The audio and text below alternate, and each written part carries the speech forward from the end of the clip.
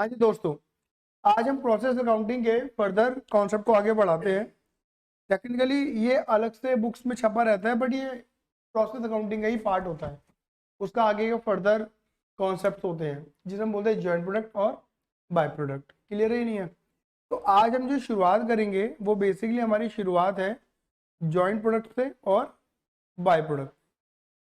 Joint product and by product. ज़्यादा मतलब बहुत बड़ा डिफरेंस नहीं होता है जॉइंट और बाय में, बहुत माइनर सा ही डिफरेंस देखने को मिलता है। अभी हम बात जब करेंगे तो आपको समझ में आ जाएगा।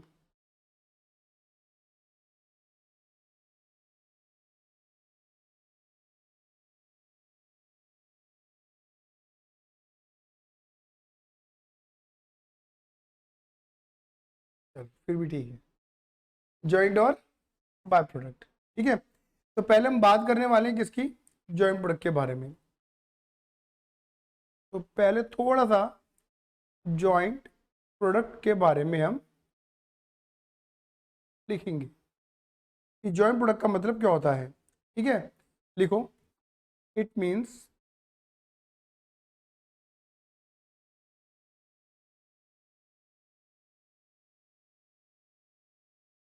It means those product, it means those product which are produced simultaneously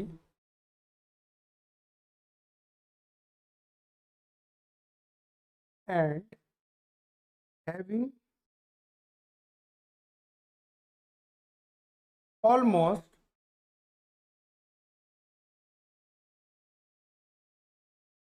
same value in the market।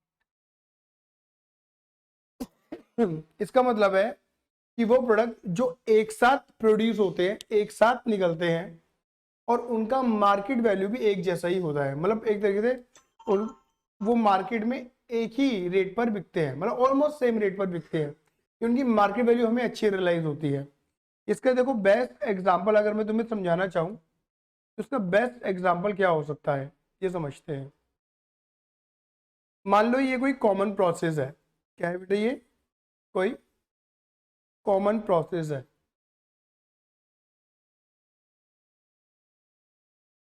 इस कॉमन प्रोसेस के अंदर आपने एक रॉ मटेरियल डाला, आपने एक रॉ मटेरियल डाला। उस रॉ मटेरियल का मैंने नाम रखा है, आपको पता हो, क्रूड ऑयल। समझ गए? कच्चा तेल। पढ़ा होगा आपने अकाउंट्स के अंदर, सॉरी बायोलॉजी वगैरह के अंदर। ठीक है ना? बायोलॉजी में पढ़ा ना?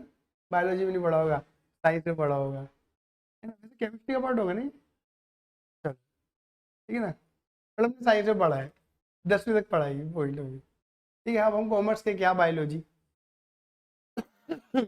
आपको पता है जब क्रूड ऑयल से आप प्रोडक्ट निकालना शुरू करते हैं तो वैसे निकलते तो कई तरह के प्रोडक्ट हैं, बट मैं अपने जानकारी के लिए या तुम्हें समझाने के लिए 3 चीज़ें लिख देता हूँ जो मैं बहुत जल्दी समझ में और याद भी हो जाते हैं बेसिकली। जैसे कि बताओ कौन कौन से प्रोडक्ट हो सकते हैं हमारे? पेट्रोल, डीजल, है ना? चलो एक और लेते, मिट्टी का तेल, केरोसिन। अच्छा मुझे बताओ, क्या पेट्रोल डीजल केरोसिन की अपनी मार्केट वैल्यू है या नहीं है? इनकी अपनी अलग अलग मार्केट है, हाँ ये ना? और देखा जाए तो ठीक ठाक रेटों में बिकते हैं तीनों के तीनों ही। बोलो हाँ ये ना? ठीक ठाक है, बहुत ठीक ठाक रेटों में बिकते हैं। तो इन तीनों को हम क्या कह सकते हैं? जॉइंट प्रोडक्ट कहते हैं। क्या कहते हैं? Joint product. बात क्लियर होगी नहीं होगी?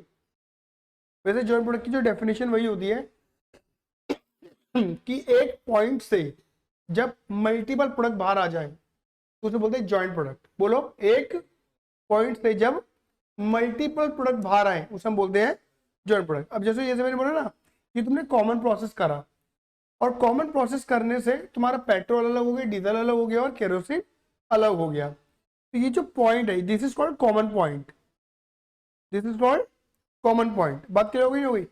इस कॉमन पॉइंट का जो नाम रखा जाता है ना मेरे बेटा, इस कॉमन पॉइंट का नाम, इसे हम बोलते हैं स्प्लिट पॉइंट, स्प्लिट पॉइंट। समझ गए? यानी कि आप इसे कह सकते हैं सेपरेशन पॉइंट। यहां पर प्रोडक्ट क्या हो रहे हैं? सेपरेट हो रहे हैं। क्या मेरी बात समझ में आई या नहीं आई? बोलो आई है ना? तो यानी कि एक बात तुम्हें समझ में आ गई होगी कि मैं यहाँ पे क्या करने वाला हूं भाई। कॉमन प्रोसेस के अंदर यहाँ पे कुछ ना कुछ तो हमारी लागत लगी होगी, that is called common cost. सही कह सकता हूं? अब मेरा सवाल तुमसे ये है, तुम बताना कि कॉमन कॉस्ट ये जो लगी है इस प्रोसेस में, ये कॉस्ट पेट्रोल की है, डीजल की है, केरोसिन की है, किसी दो की है, ये तीनों की है? तीनों की है। तो टेक्निकली ये कॉस्ट तीनों से कनेक्ट, क्योंकि ये कॉस्ट तीनों के लिए लगाई जा रही है, तो तीनों में ही बंटनी चाहिए। तो यहाँ पे जो मेन मुद्दा है ना मेरे बच्चे, वो मुद्दा ही यही है। किसका? बोलो ना। डिस्ट्रीब्यूशन का। आया समझ में नहीं आया? मेन मुद्दा ही क्या है मेरे बेटा जी? डिस्ट्रीब्यूशन का ही मुद्दा है। आया? कोई दिक्कत तो नहीं इस बात में? ये समझ में आया? क्लियर ही नहीं है? इसमें और भी एग्जांपल हम ले सकते हैं, जैसे कि तुम्हारे घरों में एक एग्जांपल देता हूं। आज घर का एक एग्जांपल लेते हैं, ठीक है? जैसे कि मान लो, हैं? ये लौंडे ने पकड़ ली बात, ठीक है? जैसे कि मान लो,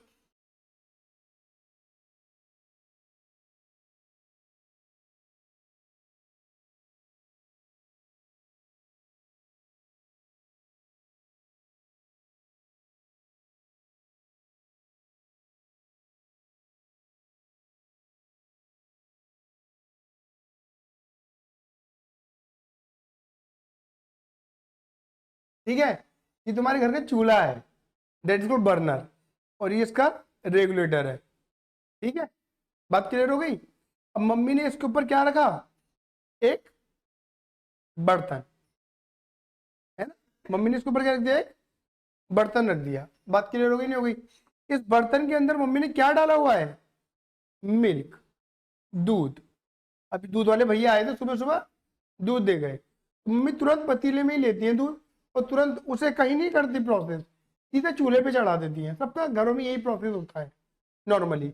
अच्छा, मैं मॉर्निंग लेता हूँ, इवनिंग लेता हूँ। ज़्यादातर जो लोग होते हैं वो इवनिंग में दूध परचेज करना बहुत ज़्यादा पसंद करते हैं, क्योंकि एक दिन का रूटीन होता है, जो शाम का दूध होता है वो अगले दिन लगता है। बट मम्मी यहाँ पे शाड़ाबंदी करती हैं।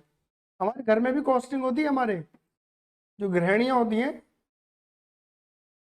वो बहुत अच्छा दिमाग लगाती हैं। दूध शाम को खरीदती हैं, उबालती हैं, उसे बॉइलिंग करते हैं, दैट इज, दिस इज, ये जो प्रोसेस चल रहा है, ये प्रोसेस क्या है? Boiling process. भैया उबालना ही तो चल रहा है, हम इसे टेक्निकल लैंग्वेज में बॉयल हो रहा है ये दूध, है ना? अब जब दूध का उफान आ जाता है तो मम्मी कहती है बेटा गैस बंद कर दे, बेसिकली। तो गैस बंद कर दी जाती है, और आराम से बिल्कुल ठंडा गरम गरम दूध हम एकदम से फ्रिज के अंदर नहीं रखते। जब सोते, मम्मी कहते हैं ये ठंडा होता रहेगा, इतने मम्मी अपना रोटी पानी खर्चा सबको खिलाते पिलाते रहती है, तो दूध ठंडा होता रहता है। जब सोने का समय आने वाला होता है ना, just just going to before sleeping, मतलब सोने से पहले जस्ट, मम्मी तुमको ये अपने हस्बैंड को किसी को भी कह देती है, देखो मैं सोने जा रही हूँ, आप दूध फ्रीज में रख देना। समझ गए? अब आप समझ रहे हैं? ऐसा होता है घरों के अंदर नॉर्मल, तुम्हारे साथ भी हुआ होगा।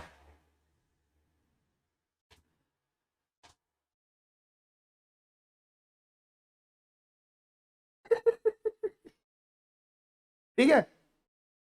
अब यहां से यही पतीला जो होता है ना दूध समेत, ये टक टक टक टक टक करता हुआ बेसिकली कहाँ जाता है? ये तुम्हारे रेफ्रिजरेटर में चला जाता है।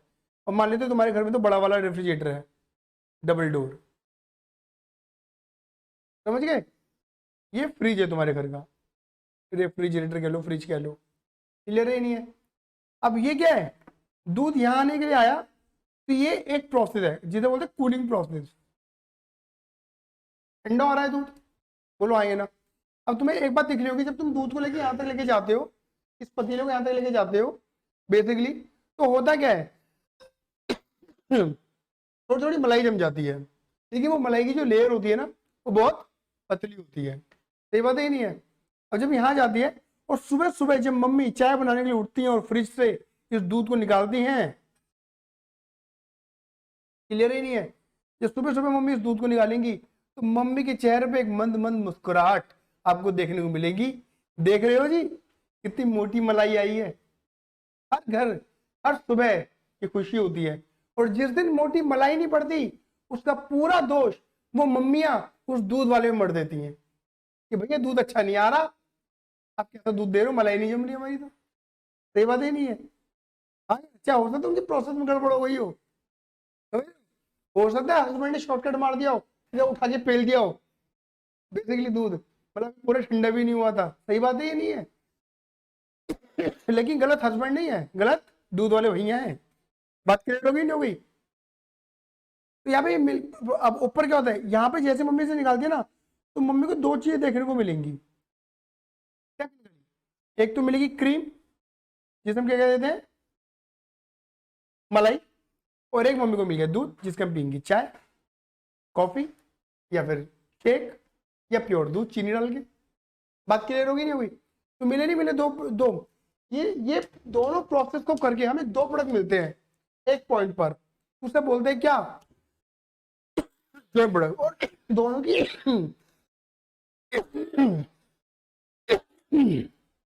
दोनों की अपनी मार्केट वैल्यू है। बात क्लियर हो गई नहीं हो गई? और आपको तो पता है कि इस क्रीम को तुम फर्दर प्रोसेस भी कर सकते हो। इस क्रीम को फर्दर प्रोसेस करके मम्मी क्या बनाती है बताओ? जब आप इसे फर्दर प्रोसेस करते हो, है ना,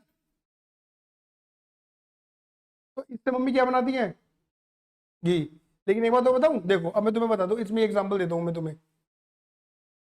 जब यहां से यहां तक का एक प्रोसेस होता है, बेसिकली ये क्रीम है, क्रीम से, सीधा क्रीम से मम्मी घी नहीं बनाती, समझ गए?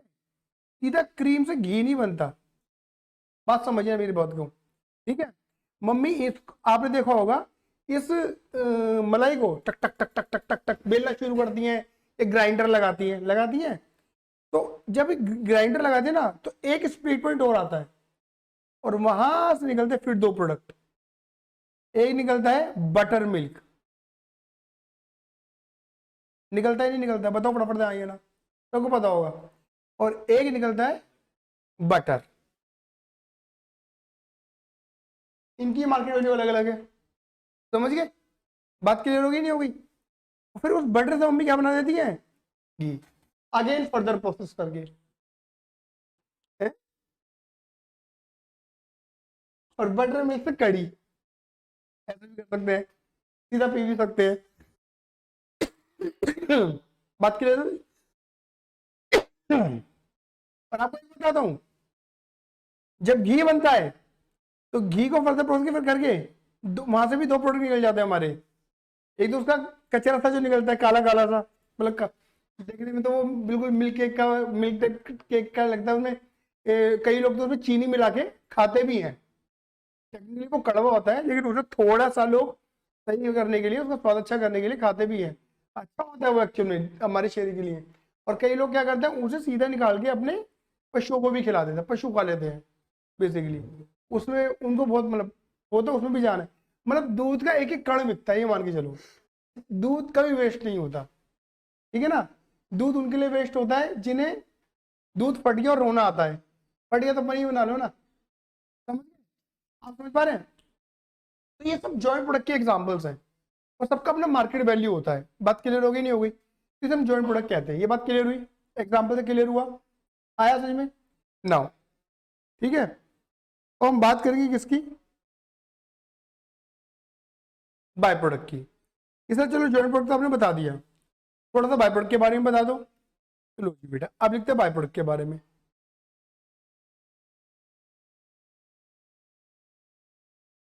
है?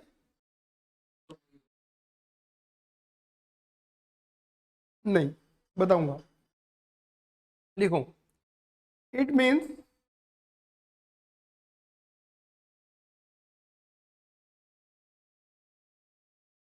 दोज प्रोडक्ट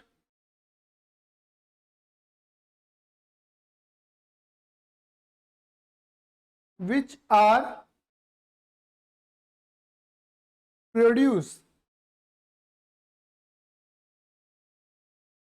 simultaneously and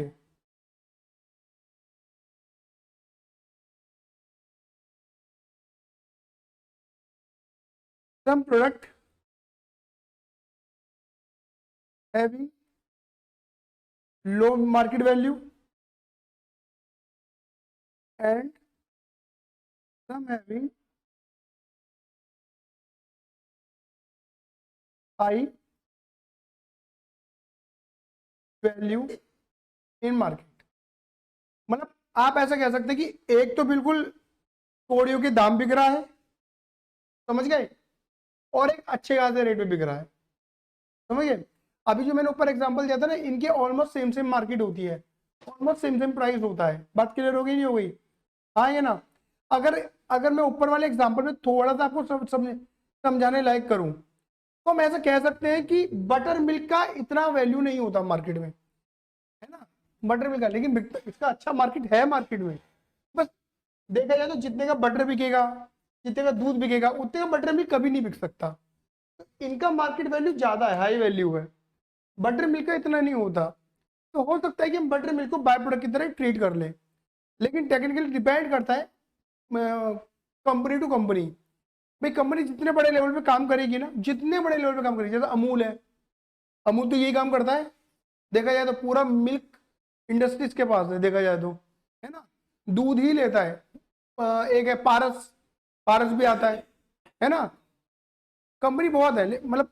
और ये मैं बता के चलूं, हमारे आसपास तो खैर ये दो चार देखने को मिलती है, नमस्ते इंडिया, पारस, अमूल और मधुसूदन। मधुसूदन का दूध भी आता है, अच्छा। घी में ज्यादा मशहूर है ना वैसे वो, है ना। एक प्रताप का भी आता है।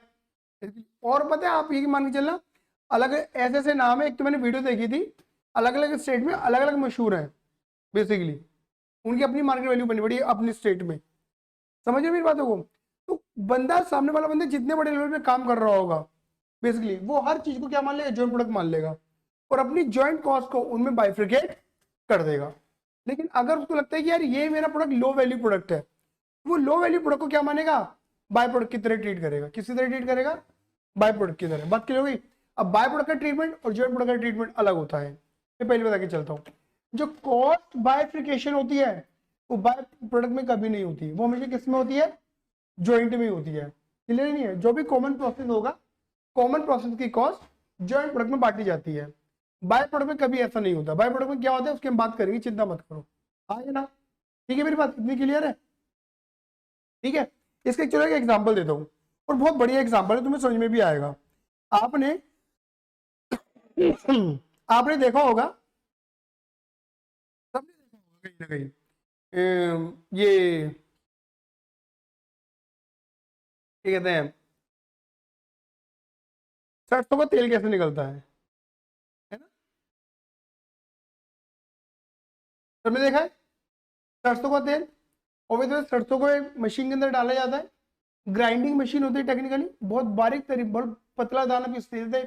आपने देखा होगा गेहूं पीसने की मशीनें होती हैं, आटा निकालते हैं ना बेसिकली। तो अगर तुम पॉइंट देखोगे तो वहां पर भी ना सरसों के तेल को भी एक तरीके से बहुत बारीक ग्राइंडिंग मशीन होती है, और बहुत स्लोली काम करती है वो, तो दाने को बहुत ज्यादा पीसती है। और कई बार सरसों का जो निकलता है मामला, तेल निकल जाता है, फिर जो दोबारा मटेरियल निकलता है उसे अगेन डाल दिया जाता है। फिर मतलब बहुत, जब तक पूरा तेल नहीं निकाल देते सामने की चीज का, तब तक वो प्रोसेस चलता रहता है। फिर वो तो बाद में फिल्टर वगैरह लगाए जाते हैं, सरसों के तेल को साफ किया जाता है। लेकिन मेरा मुद्दा सिर्फ इतना सा है कि कॉमन प्रोसेस है, एक सिंगल प्रोसेस से एक तेल बाहर आ रहा है हमारे पास। क्या बाहर आ रहा है? तेल बाहर आ रहा है, सरसों का तेल।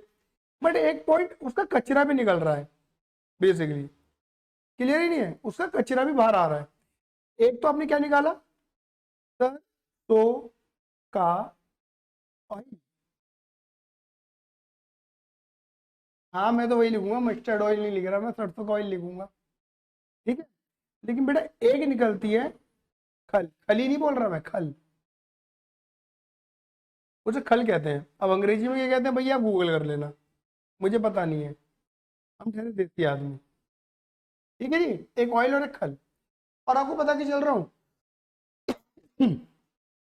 इसका मार्केट वैल्यू क्या है, हाई है।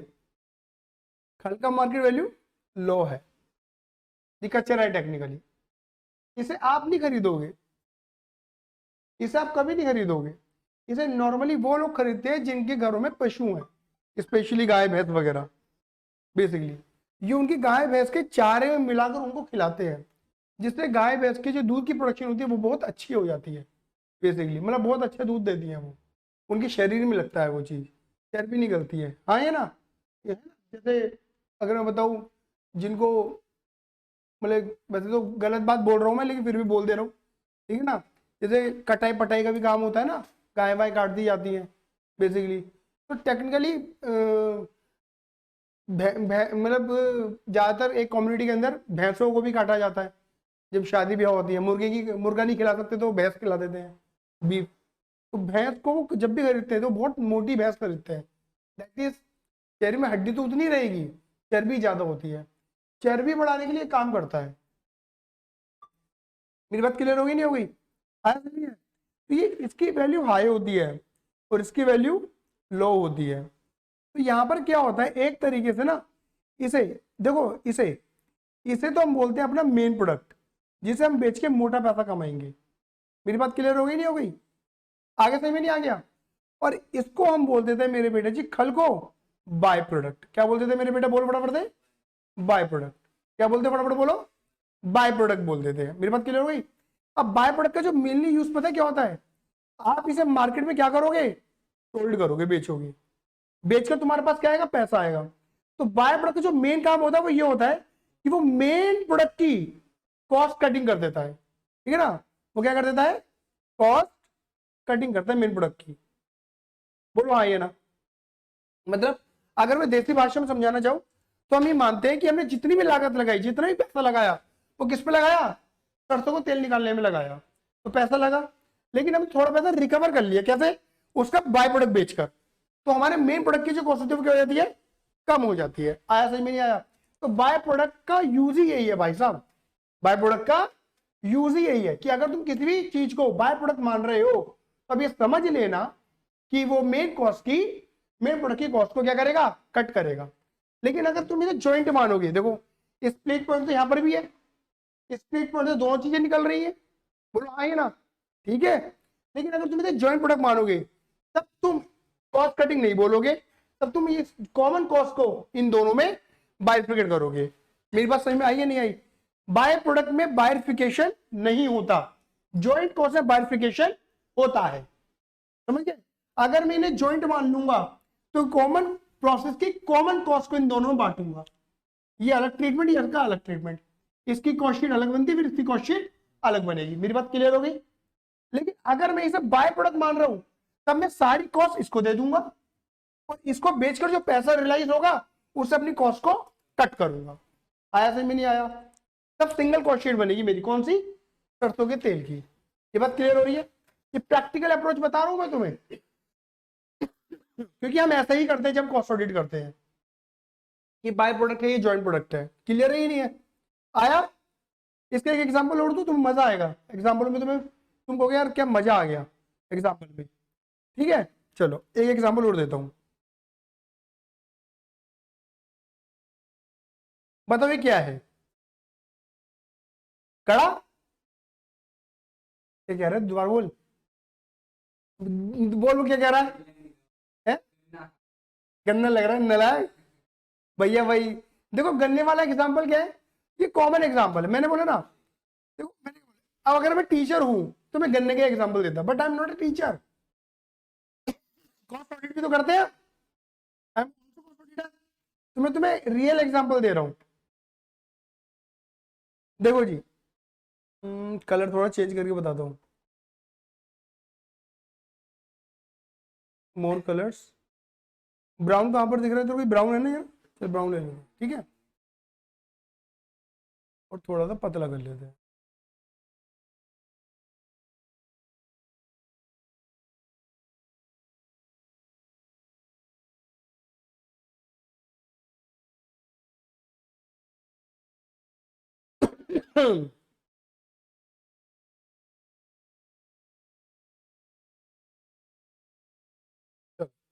ठीक है, बात क्लियर हो गई?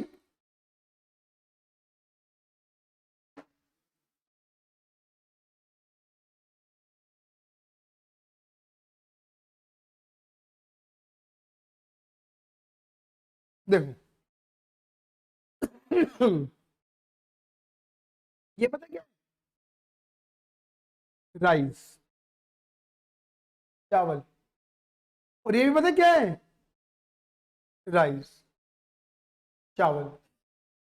लेकिन आप देखो सर, ये ब्राउन है और ये वाइट है ना? ब्राउन और वाइट। एक्चुअली पता क्या है, ठीक है, इसके ऊपर छिलका चढ़ा हुआ है ब्राउन कलर का, क्लियर है? और इसके ऊपर छिलका नहीं चढ़ा हुआ है। आप इसको उबाल कर या जो ऐसा भी आप बनाते हैं अपने घरों में, आप ये वाला राइस खाते हैं। नॉर्मली वो राइस कम घरों में देखने को मिलेगा, मिलता मार्केट में वो भी है, इसे रो राइस कहते हैं, कच्चा राइस बेसिकली, मतलब जिसमें छिलका चढ़ा हुआ है। नहीं, ये नहीं होता गोल्डन चावल, ये नहीं होता। गोल्डन चावल के ऊपर भी छिलका होता है, अलग होता है।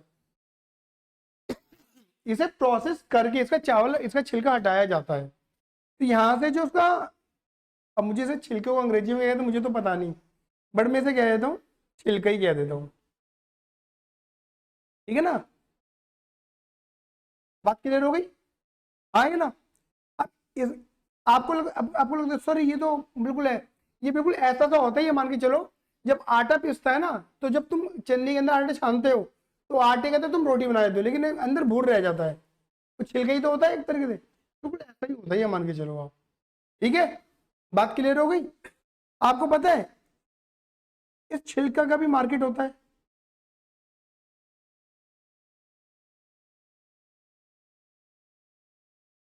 इस छिलके को फर्दर प्रोसेस करके ना,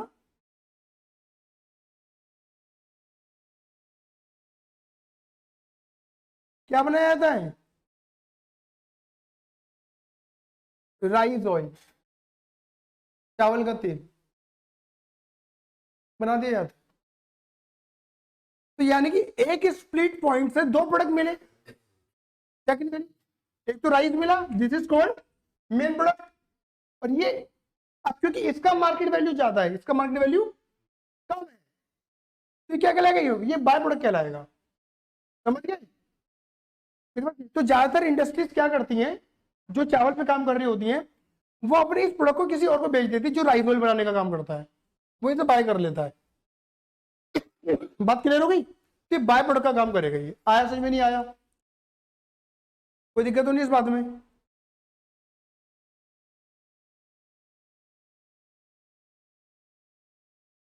क्लियर है? और ये मेन प्रोडक्ट का काम करेगा। अच्छा एक बात और बोलूं, अगर मेरी बात समझना चाह रहे हो तो, ठीक है, अगर मैं इसी बात में समझाना चाहूँ बात समझना, अगर मैं इसी बात को तुम्हें समझाना चाहूँ डीप में, अगर मान लो मैं कंपनी हूँ, मतलब मैं एक मैन्युफैक्चरिंग इंडस्ट्री हूँ, और मैं ये, मतलब मैं रॉ राइस खरीदता हूँ किसानों से, राइस निकालता हूँ और ये छिलका निकल जाता है। अगर मेरा मकसद इसको बेचने का है, ऐसी पार्टी जो राइस रोल पे काम कर रही है, ऐसी कंपनी को बेच दूंगा, तो ये मेरे लिए क्या है? बाय प्रोडक्ट है। लेकिन अगर मेरा मकसद क्या है कि ना ना ना ना ना, चावल भी मैं देगा, ऑयल भी मैं ही देगा, मैं फर्दर मशीनें लगा लूंगा फर्दर प्रोसेसिंग के लिए, यानी कि मैं उसी छिलकी को खुद फर्दर प्रोसेस कर रहा हूं, दैट मीन्स मैं अब उसे बाय प्रोडक्ट नहीं मान रहा, मैं उसे क्या मानूंगा? Joint product. क्या मानूंगा? Joint product. तब जो भी मेरी कॉमन कॉस्ट होगी ना, ये मान लेंगे ज्वाइंट प्रोडक्ट का मेन पार्ट यहाँ आ जाएगा और कुछ पार्ट यहाँ आ जाएगा, फिर फर्दर प्रोसेसिंग की कॉस्ट ऐड होगी, तब राइस ऑयल की कॉस्ट निकल कर बाहर आएगी।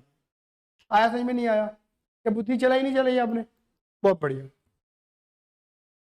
क्लियर है मेरे बेटा? बढ़िया लगे एग्जाम्पल? इतने एग्जाम्पल, वाह मजा आ गया। बाकी घिसा पीटा एग्जाम्पल जो सब देते हैं वो तो दे ही देता हूँ, शुगर केन और शुगर, ठीक है ना। तो जब तुम गन्ने से चीनी बनाते हो तो बीच में दो प्रोडक्ट और निकलते हैं, नॉर्मली उन्हें बाय प्रोडक्ट की तरह ट्रीट करते हैं, मोलासिस और बेगासिस, ठीक है ना। बेगासिस क्या होता है, जो गन्ने का छिलका होता है उसे सुखाकर उसे जलाने का काम करते हैं। कभी तुम गांव वगैरह की तरफ जाओगे, अब तो जैसे सर्दियां आ भी रही हैं तो लोगों को चाहिए गुड़, देसी शुद्ध गुड़, है ना। तो एक तरीके से अगर आप देखोगे ना, शुगर से ही, गन्ने से ही गुड़ बनता है। जब उस गुड़ को और प्रोसेस करते हैं तो चीनी बन जाती है। ग- तो जो गन्ने का छिलका होता है ना, कभी वो फेंकते नहीं गांव वाले, वो फर्दर गुड़ इतना सस्ता क्यों मिलता है हमें नॉर्मली, क्योंकि गांव वालों के लिए वो जो भट्टी में आग लग रही होती है, गुड़ बनाने का जो प्रोसेस होता है उसमें वो कोयला यूज नहीं करते, और करते तो बहुत माइनर करते हैं, क्योंकि उन्हें भट्टी में आग लगाने के लिए उनके पास पहले से ही एक ज्वलनशील पदार्थ होता है, और वो ज्वलनशील पदार्थ होता है उसका छिलका, बेसिकली बिल्कुल कोयले की तरह ही देता है, इवेपोरेशन देता है, अच्छी हीट देता है। तो उस छिलके को धूप में सुखाकर इकट्ठा कर लेते हैं और भट्टी में कोयले की जगह लगा देते हैं, और बिल्कुल बहुत बढ़िया जलता है और बहुत बढ़िया गुड़ बना के देता है वो। बात क्लियर होगी नहीं होगी? तो मतलब आप समझ रहे हैं, मतलब एक तरीके गन्ने का रस से गुड़ बनाया और गन्ने के छिलके से आग लगा के हीट पैदा करी। आया समझ में नहीं आया? क्लियर ही नहीं है? जैसे बिजली बनाने के लिए भी चाहिए होता है ना, तो वहां पे भी यूज हो जाता है बिजली बनाने के लिए। जैसे हम नॉर्मली बिजली को पैदा करने के लिए कोयले का यूज करते हैं बेसिकली। तो कोयला जब यूज होता है, कोयला जलता है ना, कहते हैं बिजली बनाने में कितना पॉल्यूशन कर रहे हैं। आपको पता हो कभी अभी बीच में ना इंटरनेशनल कुछ समिट हुई थी, G20 हुई थी, G20 तो यहाँ हुई थी, बट एक कोई हुई थी G7 समथिंग, उसमें बोला गया था मोदी जी से कि भाई इंडिया के अंदर इतना सारा आप जब बिजली बनाते हो तो इतना कोयला आप जलाते हैं, और कोयला जलाने से क्या हो रहा है बेसिकली कि इतना पॉल्यूशन हो रहा है, और पॉल्यूशन हो रहा है ग्लोबल वार्मिंग के ऊपर इन्होंने मुद्दे उठाते कि इंडिया जो भैया बहुत पॉल्यूट करता है बेसिकली, ठीक है ना। तो बात अलग है, मोदी जी ने बात संभाल ली। मोदी जी इतना बोले कि भाई ऑब्वियस बात है, अगर तुम बिजली बनाने की टेक्नोलॉजी शेयर नहीं करोगे तुम कैसे करेंगे काम को? भाई अगर इस देश के पास टेक्नोलॉजी है तो शेयर करनी चाहिए बेसिकली। तो बात पलटा पलटा मार दिया उन्होंने कि हाँ भाई बात तो सही कह रहा आदमी, टेक्नोलॉजी शेयर क्यों नहीं हो रही? ग्लोबल वार्मिंग का जो मुद्दा है। बात क्लियर होगी? खैर मैंने बहुत संक्षिप्त में बताया है, मेरी बातों में मसाला भी हो सकता है, सीधी सीधी बात मैंने बहुत नहीं बताई, मैंने एक नॉर्मल बात बताई है जितनी मैंने सुनी। बात क्लियर हो गई? मेरी बात क्लियर हो गई नहीं हो गई? तो मैं आपको ये बताना चाह रहा हूँ, जब गन्ने से शुगर बनाई जाती है तो दो चीज निकलते हैं, मोलासिस और बेगासिस। जो बेगासिस होता है वो बेसिकली क्या होता है, गन्ने का छिलका होता है, उसका भी वो भी बाय प्रोडक्ट की तरह ट्रीट होता है, सस्ता बिकता है, ज्यादा वैल्यू नहीं मिलती। और जो मोलासिस होता है ना, वो नॉर्मली तो काढ़ा काला द्रव होता है बेसिकली, और इनिशियली उसका कोई यूज नहीं होता बेसिकली, उसे सड़ा कर रखा जाता है, फिर ड्रग्स बनते हैं उससे, मतलब आप ऐसा कहते हैं कि फार्मा कंपनी उसका यूज करती है, बट उसको रखना काफी टाइम तक होता है बेसिकली। तो एक तरीके से शुगर बनाते वक्त दो प्रोडक्ट और बाहर आ रहे हैं, जिसका नाम है क्या, मोलासिस और बेगासिस। जैसे मोलासिस को हिंदी में कहते हैं शीरा, क्या कहते हैं, शीरा। बात क्लियर हो गई? आया समझ में? तो कुल मिलाकर आप समझ गए होंगे कि भाई यहाँ पे जॉइंट और बाय का मतलब क्या है। जॉइंट बोलो, जॉइंट प्रोडक्ट में जो भी प्रोडक्ट बाहर आ रहे हैं उनकी अच्छी वैल्यू होती है, ऑलमोस्ट सेम वैल्यू होती है, इसलिए हम कॉमन कॉस्ट को उनमें बांट देते हैं। जी कि बाय प्रोडक्ट में क्या होता है, किसी की वैल्यू ज्यादा होती है, किसी की वैल्यू कम होती है। तो जो कम वैल्यू वाला होता है वो मेन प्रोडक्ट की कॉस्ट को क्या करता है, कम करने का काम करता है, ये बाय प्रोडक्ट है। मतलब और ऑब्वियस बात है, ये इंडस्ट्री टू इंडस्ट्री उसका नेचर हमें समझना पड़ता है बेसिकली, ठीक है ना। किताबी ज्ञान अलग है, प्रैक्टिकल नॉलेज अलग है। बहुत बढ़िया, ठीक है। चलो अब एक कॉमन पॉइंट है जो मैं आपको समझा देता हूँ, जिसे हम बोलते हैं को प्रोडक्ट। क्या कहते हैं, को प्रोडक्ट। मतलब कई बार बच्चे कंफ्यूज होते हैं कि को प्रोडक्ट, जॉइंट और बाय प्रोडक्ट। जॉइंट और बाय अलग है, को बिल्कुल डिफरेंट चला जाता है। को प्रोडक्ट क्या होता है, मैं लिख दे रहा हूँ, जिससे आप कंफ्यूज ना हो। हालांकि ये तुम्हारे टॉपिक का पार्ट नहीं है, बट ये कंफ्यूजन का पार्ट बहुत बनता है कि को प्रोडक्ट होता क्या है। तो मैं लिख देता हूं, आप ऐसा मान सकते हैं इस लाइक सब्सटीट्यूट। को प्रोडक्ट का मतलब ये है, लिखेंगे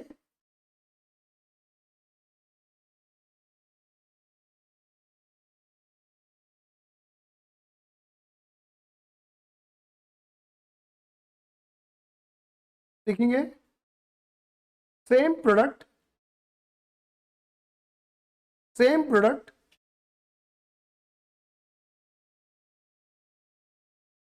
with different feature, with different feature and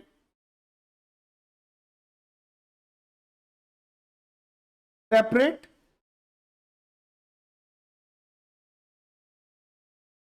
processing। और ये भी याद रखना, सेम प्रोडक्ट है और सेम कंपनी है। तो थोड़ा सा एग्जांपल देके डाइजेस्ट कर दो इस वाली बात को। देखो इसमें मैं एग्जांपल दे दो तुम्हें, तुमने सुना हुआ होगा।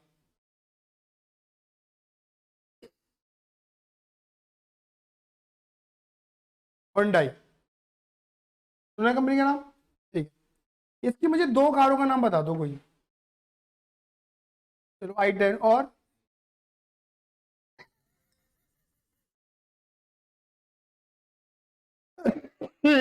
यार मतलब थोड़ा सा डिस्टिंक्शन तो रखा कर, i10 i20, एक अपनी पैदा कर दो i30। चलो क्रेटा और वेन्यू, वेन्यू बात क्लियर हो गई। अब मुझे बताओ दोनों कार ही है, मतलब सेम प्रोडक्ट है, एक ही कंपनी के दो प्रोडक्ट है, सेम है लेकिन लेकिन फीचर अलग अलग है। और कंपनी की प्रोसेसिंग भी अलग होती है, मतलब प्रोसेस लाइन अलग बनाती है कंपनी इसकी। मतलब एक मान लो कंपनी बोल दिया प्रोसेस ए, या फिर क्रेटा ही बनेंगी। एक कंपनी ने बोल दिया प्रोसेस बी, या फिर से वेन्यू की ही मैन्युफैक्चरिंग होगी। समझ गए? क्लियर है? तो कंपनी क्या करती है, डिफरेंट प्रोसेस लाइन से सेम प्रोडक्ट बनाती है विद डिफरेंट फीचर्स। क्लियर है ये नहीं है? तो मुझे बताइए जॉइंट है क्या ये जॉइंट प्रोडक्ट है बाय प्रोडक्ट है? ये क्या कहते हैं, को प्रोडक्ट। क्या कहते हैं, एक कंपनी की सेम प्रोडक्ट, को प्रोडक्ट है ये। बात क्लियर हो गई, हो गई? इन्हें को प्रोडक्ट कहा जाता है। क्लियर ही नहीं है?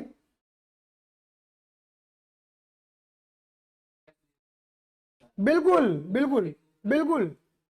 कोई टूथपेस्ट कंपनी अगर वो अलग अलग फ्लेवर में टूथपेस्ट निकाल रही है, तो वो को प्रोडक्ट है उनके, बेसिकली सेम प्रोडक्ट है ना टूथपेस्ट, बट एक जेल में निकल रहा है, एक नॉर्मल निकल रहा है, एक में नमक डाल रहे हैं, एक में अजवाइन डाल रहे हैं, एक में मिर्च मिला रहे हैं। समझ रहे हो? प्रोसेस लाइन तो अलग होगी ना, एक ही प्रोसेस से एक ही अलग अलग प्रोडक्ट नहीं आ सकते ना कभी। वो अलग प्रोसेस तो अलग हो रहा है ना, प्रोसेस लाइन चेंज हो रही है। समझ रहे हो मेरी बातों को? भाई ऐसा हो सकता है कि एक कॉमन प्रोसेस क्या फिर डिफरेंट डिफरेंट में चलेगा, ऐसा भी होता है। अब जैसे मैं तुम्हें छोड़ एक बार बताता हूँ, चलो मैं अभी रिसेंटली एक ऐसी कंपनी के अंदर मैंने ऑडिट करा था, जो आप चाइना से लड़ियां लाते हो ना, वो लड़ी बनाती है वो कंपनी। समझ गए? अब वो इतना पतला तार निकाल रही है बेसिकली। अब मुझे बताओ वो एक पीला तार निकल रहा है, नीला तार निकल रहा है, एक ही मशीन से निकल जाएगा क्या? नहीं, उसके लिए दो मशीनें अलग लगा रही है, एक से पीला ही निकल रहा है, एक से नीला ही तार निकल रहा है। आप समझ गए ना? तो अगर वो मान लो तार बनाने की कंपनी होती, और वो पतला तार ही बनाकर बेचती है, मान के चल लेते हैं, तो है तो वो को प्रोडक्ट ना, वो जॉइंट तो नहीं है ना। समझ गए? क्लियर ही नहीं है? प्रोसेस लाइन अलग अलग है। समझ गए मेरी बातों को? क्लियर है? आया? बहुत बढ़िया।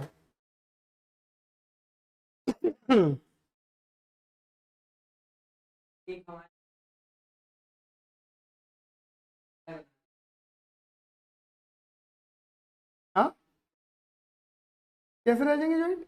एक साथ निकल रहे हैं, ये एक साथ निकल रहे हैं, स्प्लिट पॉइंट है इसमें ना। मटेरियल सेम है मेरे बेटा, मटेरियल सेम है। आप रॉ मटेरियल सेम लगा रहे हो लेकिन उसके लिए अलग लगा रहे हो, पहले वाले के लिए अलग, मतलब पीले वाले तार के लिए अलग मटेरियल लगा रहे हो और ब्लू वाले तार के लिए अलग मटेरियल लगा रहे हो। आप दोनों के लिए सेम मटेरियल लगा के स्प्लिट नहीं कर रहे हो उन्हें। समझ पा रहे हो मेरी बातों को? एक प्रोसेस है, देखो जॉइंट और बाई की डेफिनेशन समझना। बस जॉइंट और बाई में नॉर्मल डेफिनेशन है कि वैल्यू का अंतर आता है ज्यादातर, हाई वैल्यू लो वैल्यू, लेकिन जॉइंट और बाय निकलते एक ही प्रोसेस लाइन से है। मेरी बात आप समझ गए कि एक कॉमन प्रोसेस चल रहा है, उसी कॉमन प्रोसेस से एक प्रोडक्ट बाहर हो गया और एक प्रोडक्ट फर्दर बन रहा है। बात क्लियर हो गई? ये जॉइंट और बाय होता है, ये एक साथ प्रोडक्ट बाहर आ रहे हैं। क्लियर ही नहीं है? कॉमन प्रोसेस होता है, यहाँ पे कॉमन प्रोसेस नहीं है, प्रोसेस लाइन अलग अलग। बात क्लियर हो गई नहीं हो गई? आ गया? क्लियर है ना? ये मैं बता जा रहा हूं। तो क्या लिखेंगे?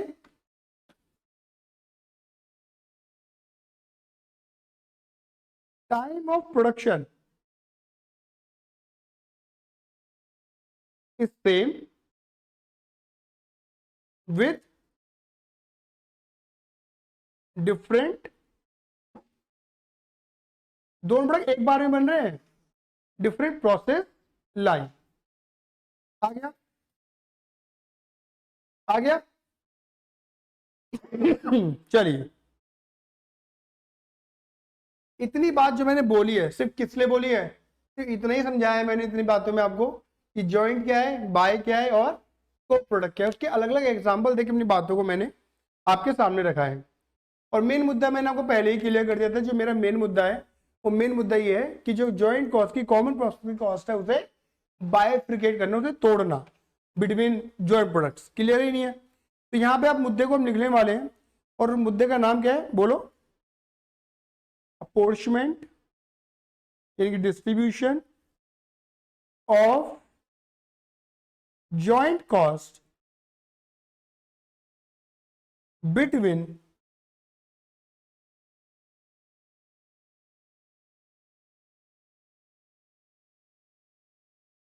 Joint product.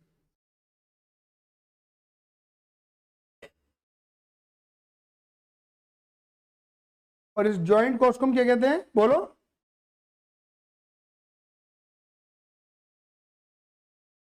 Common.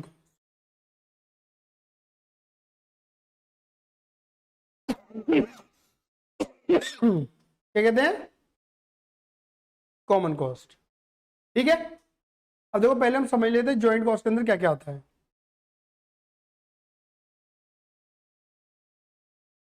Joint cost include, joint cost में तुम क्या क्या लोगे? देखो जी,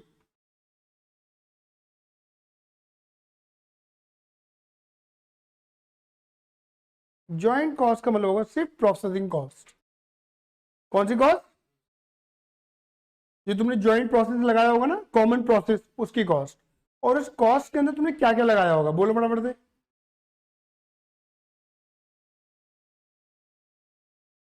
और ओवरहेड। लेकिन ओवरहेड भी कौन सा है?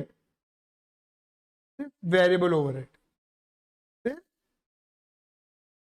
Variable overhead. क्लियर है या नहीं है? तो ये हमारी कहलाएगी कॉमन कॉस्ट या प्रोसेसिंग कॉस्ट या joint cost.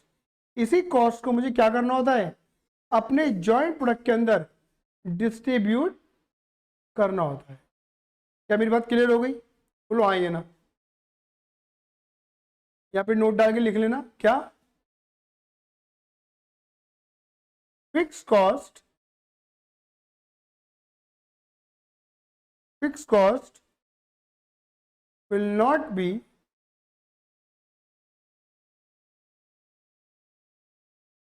considered in joint cost.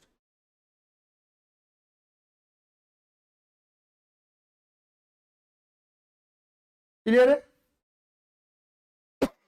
Fix cost को हम जॉइंट कॉस्ट का पार्ट नहीं मानते, क्योंकि ऑब्वियस बात है, तुम प्रोसेस करो मत करो, ये तो कॉस्ट होनी होनी होती है, ये प्रोसेस की वजह से पैदा नहीं हो रही, ये होनी ही होनी है, ये फिक्स्ड है। आ गया। अब यहाँ पे ये तो पता लग गया हमें जॉइंट कॉस्ट का मतलब क्या है। बोलो कौन सा मटेरियल, उस जॉइंट कॉस्ट में मटेरियल, लेबर और जॉइंट कॉस्ट में लगने वाला वेरिएबल ओवरहेड। अब इसमें सवाल आता है कि हमारे पास कितने मेथड है अपॉइंटमेंट करने के। आपको अलग अलग मेथड के बेस पे अलग अलग क्वेश्चन आ सकते हैं, तो मेथड की बात करेंगे। लिखो method of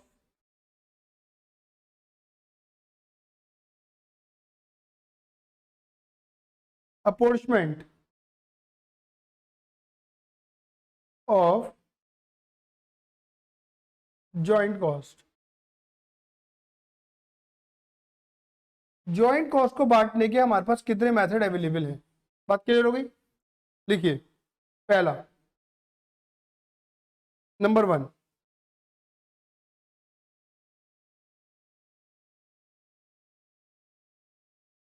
on the basis of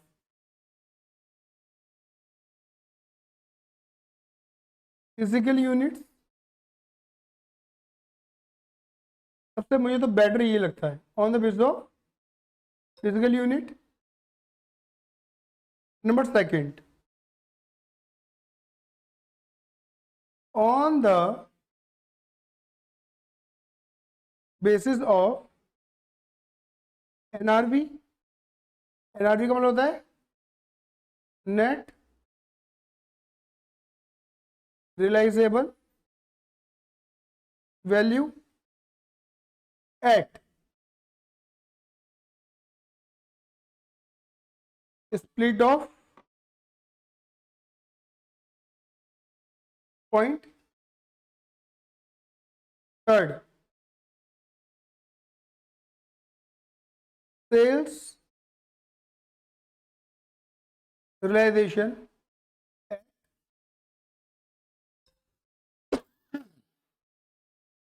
split of point.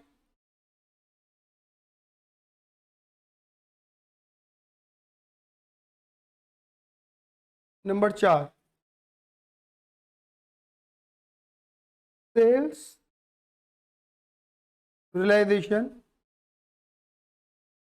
Eight final stage. Number 5,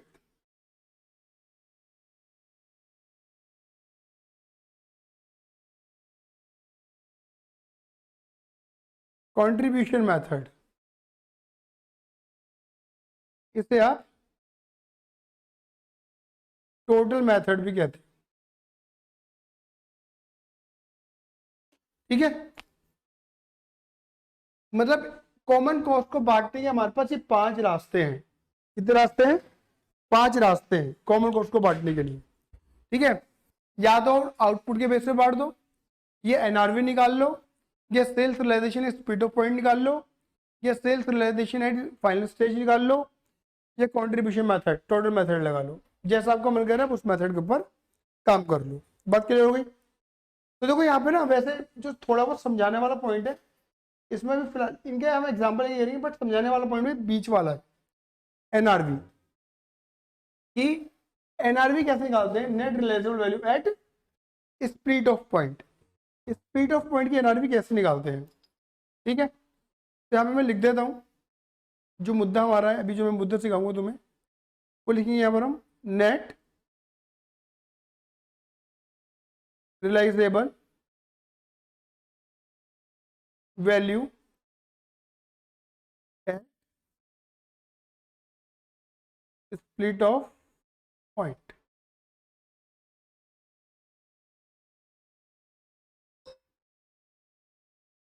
eight split of point, ठीक है। ठीक है, आ जाओ। देखो समझाने के लिए मैं डायग्राम बना रहा हूँ।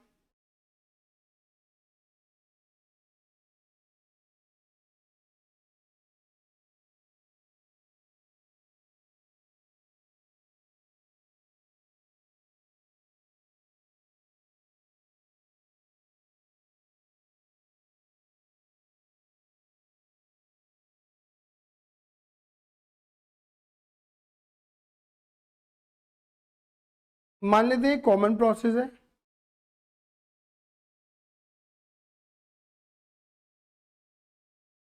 ये कॉमन प्रोसेस है, बात क्लियर हो गई। यहां से मान के चलो दो प्रोडक्ट निकलते हैं,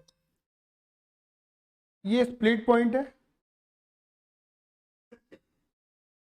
यहां से दो प्रोडक्ट निकलते हैं,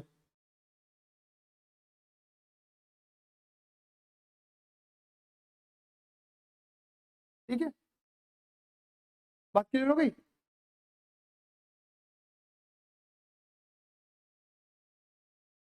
मान लो ये तो प्रोडक्ट यहां से निकल गया, एक तो product A,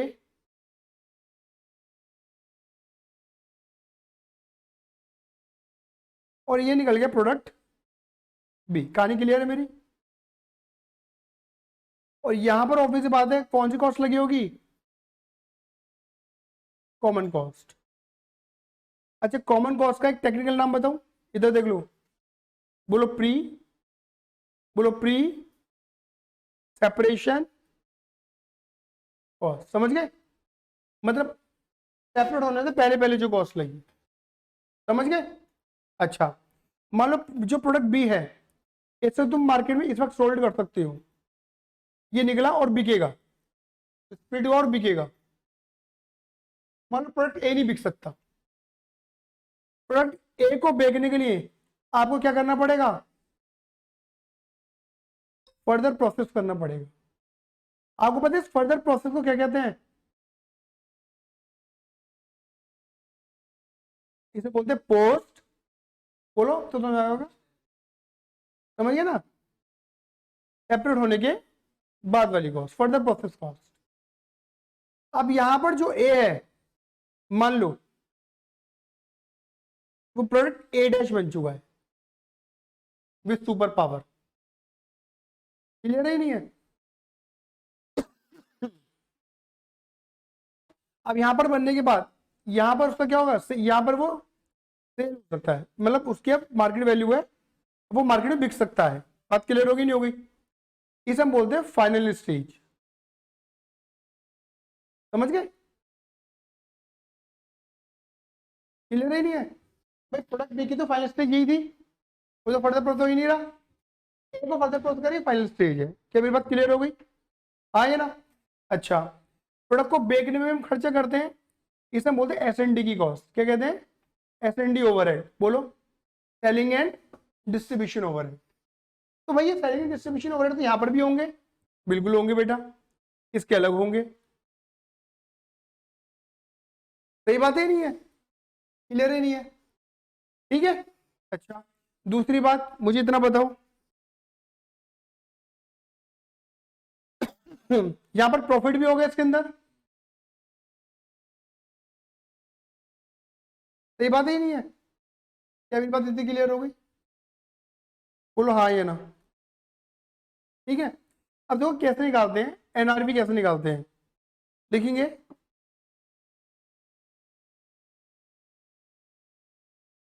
calculation of net realisable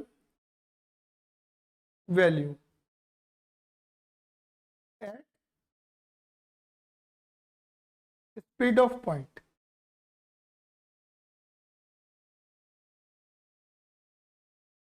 भाई इतना समझ लो, देखो आप इतना समझ लो, ये सिर्फ एक कैलकुलेशन का पार्ट है, एक्चुअल में मार्केट में ऐसा नहीं होता। हमें पता है प्रोडक्ट यहाँ बिक नहीं सकता बेसिकली, वो फर्दर प्रोसेस के बाद ही बिकता है, क्योंकि हमें कॉमन कॉस्ट को बांटना है। तो हमें क्या निकालनी है, दोनों की NRV निकालनी है एट दिस पॉइंट, समझ गए, नेट रियलाइजेबल वैल्यू। तो इसकी नेट रियलाइजेबल वैल्यू क्या आ जाएगी, सॉरी, अगर मैं इसकी सेल में से क्या लेस कर दूंगा, S&D की कॉस्ट, क्लियर ही नहीं है। बट इसके NRV कैसे निकालूंगा, क्योंकि ये इसके ऊपर फर्दर प्रोसेस हो चुका है, बात क्लियर होगी ना भाई। मुझे इस वाली स्टेज से कहाँ आना है, इस वाली स्टेज पे लाना है, आप समझ पा रहे हो। प्रोडक्ट बी मेरा ऑलरेडी इस वाली स्टेज पर है, तो मुझे प्रोडक्ट बी में मेहनत नहीं करनी, मुझे किस पे मेहनत करनी है, प्रोडक्ट ए पे। प्रोडक्ट ए की वैल्यू मुझे यहाँ मिल रही है, सेल वैल्यू यहाँ की है, यहाँ की नहीं है, तो मुझे यहाँ से यहाँ आना है। तो इसके बीच में जितना ही मलाल है वो सब हटाऊंगा मैं, क्या हटाऊंगा, सेल में से क्या हटा दूंगा, प्रॉफिट ये हटेगा, क्या हटेगा, एस&डी ये हटेगा, और क्या हटेगा, कॉस्ट सेपरेशन कॉस्ट, तब मैं यहाँ पे पहुंच जाऊंगा ऑटोमेटिक। तो बीच में जितनी चीजें ऐड हुई हैं उन सबको क्या कर दूंगा, हटाता चला जाऊंगा, तब मेरी एनआरवी यहाँ की वैल्यू आ जाएगी। ये सिर्फ कैलकुलेशन का पार्ट है हमारा, सिर्फ डिस्ट्रीब्यूशन करने के लिए। मार्केट में उस एनआरवी में वो प्रोडक्ट बिकता नहीं है, समझ गए, इसे इंटरनल कैलकुलेशन के लिए कर रहे हैं हम ऐसा, समझ गए, मतलब हम ऐसा मान रहे हैं कि इतने का बिक जाएगा मार्केट में, टेक्निकली नहीं बिकेगा, सिर्फ कॉस्ट को बाइफिकेट करने के लिए, एक सेम बेस देने के लिए, आप समझ गए ना, क्योंकि इसके ऊपर तो प्रोडक्ट बी के ऊपर तो फर्दर प्रोसेसिंग नहीं हुई थी, ठीक है। क्या लिखेंगे, पर्टिकुलर, और यहां लिखेंगे अमाउंट, क्या लिखेंगे बोलो बराबर से, sale value at final stage, समझ गए, minus selling and distribution overhead minus profit minus further processing cost या पोस्ट सेपरेशन कॉस्ट, इतना माइनस कर दूंगा तो बेटा मेरा क्या आ जाएगा, बोलो बराबर दे, NRV at split of point.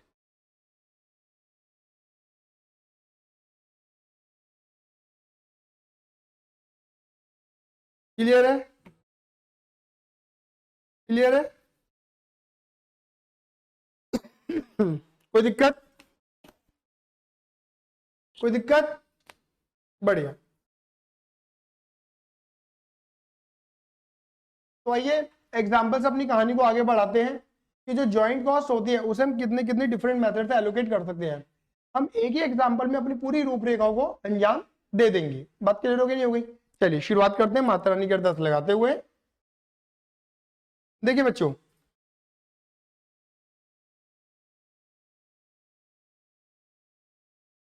मान लेते हैं ये कोई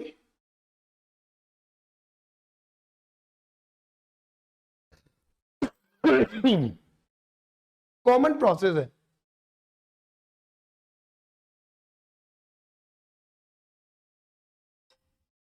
ये कोई कॉमन प्रोसेस है, इस कॉमन प्रोसेस से क्या निकलेगी बोलो,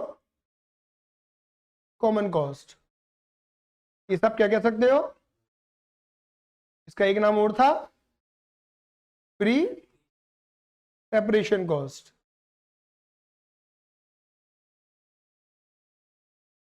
बात क्लियर हो गई। मैं ये मान के चल रहा हूं कि ये मान लो 1.5 लाख रुपए है, कितने मेरे बेटा, ये 1.5 लाख रुपए है, और ये तुम्हारे यहां पर ये तुम्हारा बन गया स्प्लिट पॉइंट। मान लो स्प्लिट पॉइंट पर तुमने दो प्रोडक्ट बाहर किए, प्रोडक्ट ए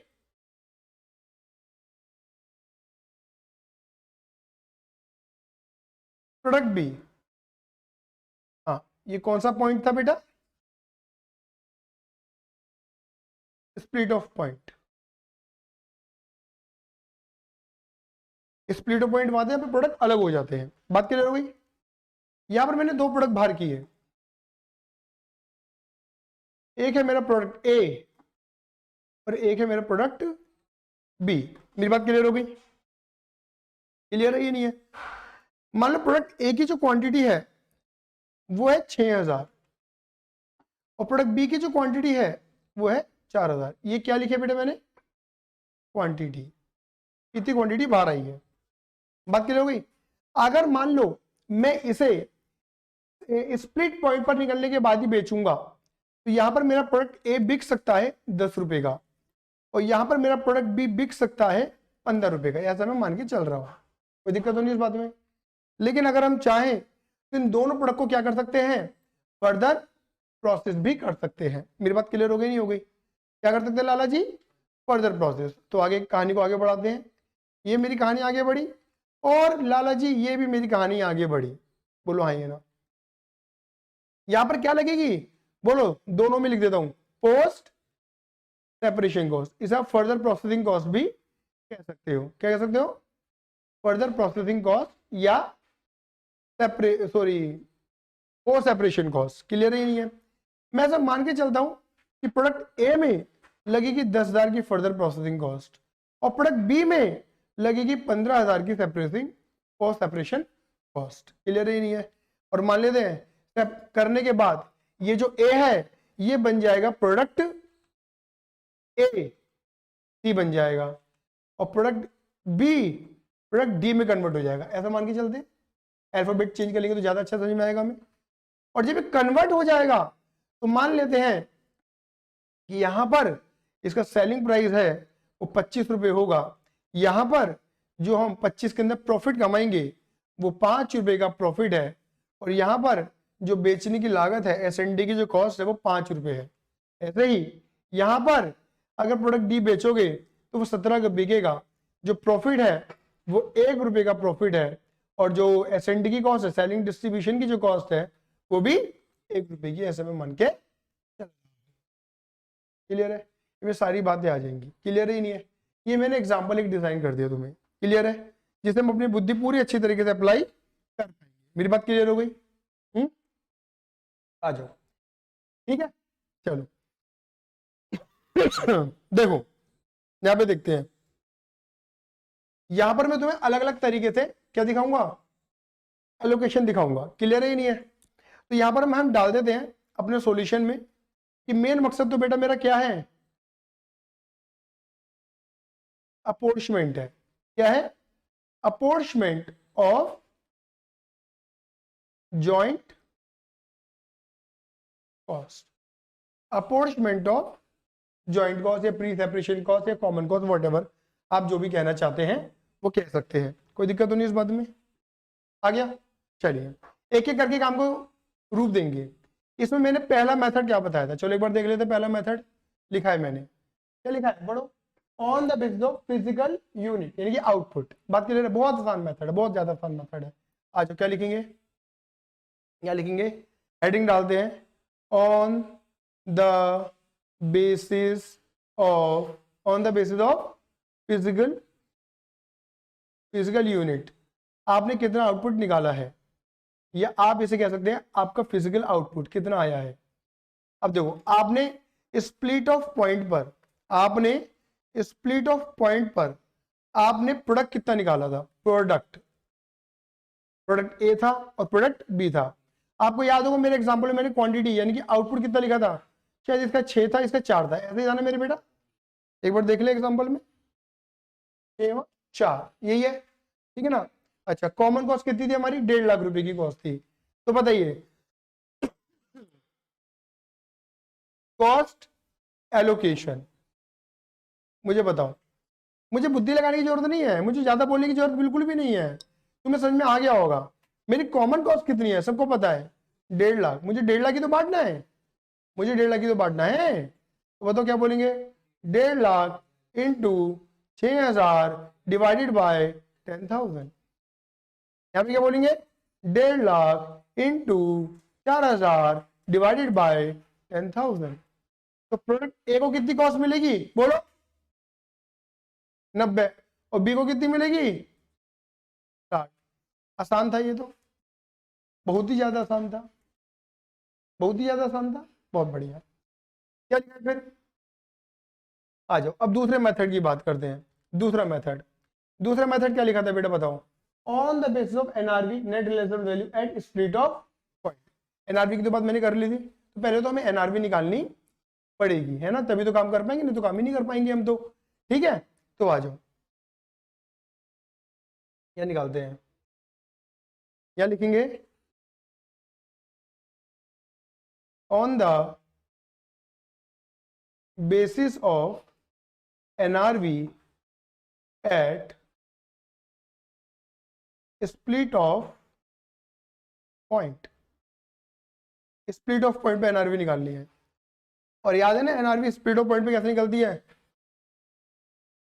यहां से रिवर्स जाके। बात क्लियर हो गई, आया समझ में नहीं आया? चले ठीक है ना, on the base of NRV at split of point. Clear है मेरी बात? आ जाओ, तो देखो यहां पे निकालते हैं, यहां पे मैं लिखता हूं प्रोडक्ट। प्रोडक्ट कौन सा मेरे बेटे जी? ए और बी, ठीक है ना। यहां पे मैं लिख देता हूं क्वांटिटी। क्वांटिटी कितनी है? ए और 4। यहां पे मैं लिख देता हूं एनआरवी पर यूनिट, निकाल सकता हूं जहां तक है मुझे याद आ रहा है ना। बताओ मैंने एनआरवी कैसे बोली थी निकालने के लिए? क्या करते हैं, सेलिंग प्राइस में से क्या लेस कर दूं? प्रॉफिट और एसएनडी की कॉस्ट, तो मेरी एनआरवी आ जाएगी निकल कर, और फर्दर प्रोसेसिंग कॉस्ट, ऐसे ही बोला था मैंने आपको। ठीक है, तो एक काम करते हैं बेटा, यहाँ पे ना एनआरवी पर यूनिट नहीं निकलेगी, क्योंकि पर यूनिट क्यों नहीं निकलेगी? उसमें ज्यादा मेहनत हो जाएगी हमारी, हमारी कम मेहनत में काम हो सकता है, क्योंकि ये तो पर यूनिट है, बट ये पर यूनिट, अब या तो इसे मैं पर यूनिट कन्वर्ट करूँ तो काम बनेगा, तो बेटर कन्वर्ट करो ही मत नहीं, एक ही बार में निकल जाएगा। एनआरवी पर यूनिट निकालो ही मत नहीं। आप क्या करूं, क्या मैं ऐसा कह सकता हूँ? सीधा एनआरवी के लिए मैं कैलकुलेशन कर देता हूँ। यहाँ पे मैंने लगाया, यहाँ पे मैंने लिखा 6000, सही कह रहा हूँ? मुझे बताओ, मैंने प्रोडक्ट ए का, जो प्रोडक्ट ए सी बन गया था तब सेलिंग प्राइस कितना था? 25, और प्रॉफिट कितना था? 5, और वो कितना था एस एंड डी की कॉस्ट?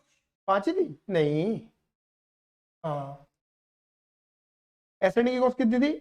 5 ही थी। क्लियर है? तो मैंने इसकी मल्टीप्लाई कर दी उससे, और minus further processing cost. Further processing cost कितनी थी? 10। क्या मेरी बात समझ में आई है नहीं आई बच्चों? आ गई ना? ऐसे इसकी लगा लो, क्वांटिटी 4000 है, 15 था 17 था, 17 था ना, 17, एक एक माइनस कर दो। बोले एक तरीके से क्या करा आपने? प्रॉफिट माइनस कर दिया, आपने एसएनडी माइनस कर दिया, माइनस फर्दर प्रोसेसिंग कॉस्ट कितनी है? 15 है। बताने लाला जी ऊपर वाली अमाउंट कितनी आ रही है? ये तो बेटा तुम्हारी आ गई 80,000। बोलो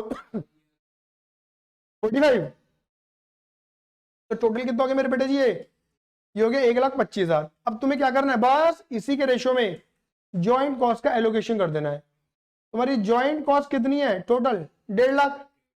अब 1,50,000 को बांट दो ना, बांट सकते हो ना? कैसे बांटोगे बोलो?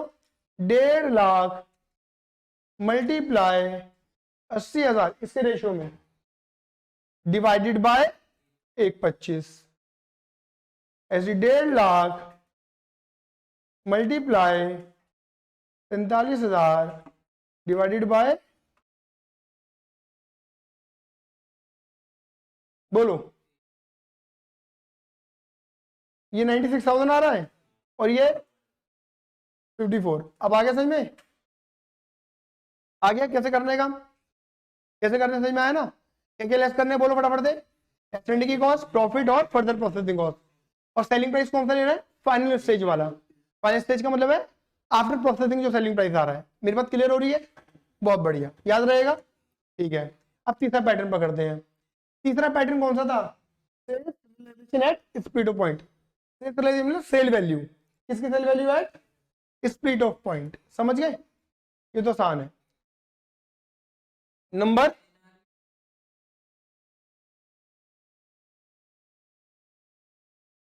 वो सेल वैल्यू हो गई ना, फिर वो दोनों मेथड अलग हो गए, दो दो अलग बातें हो गई है। तू उसी को ही क्या समझ रहा है? एनआरवी समझ रहा है अपने शब्दों में, क्योंकि वो एनआरवी नहीं है, वो एक डिफरेंट मेथड हो गया। वही पॉइंट यहाँ आ रहा है कि मैं बताऊंगा अभी, मैं बोल दूंगा ये वाले में कि इनमें, इन शब्दों में कंफ्यूज मत होना। On the basis of sale value split of point, sales realisation बोला हुआ इन्होंने। क्या लिखेंगे बोलो? Product A, product B, quantity बोलो 6 और 4। और देखो यहाँ पे क्या लिखूंगा? सेलिंग प्राइस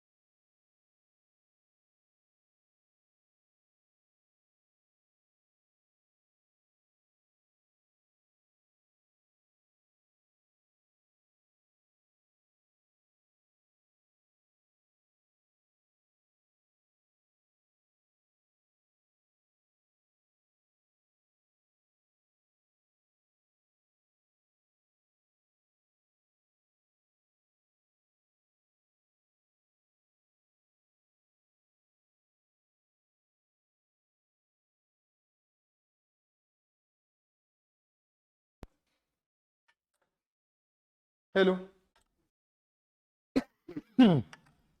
बीच में वॉइस गायब हो गई थी। ले भैया लगा दीजिए चार्जिंग पे से।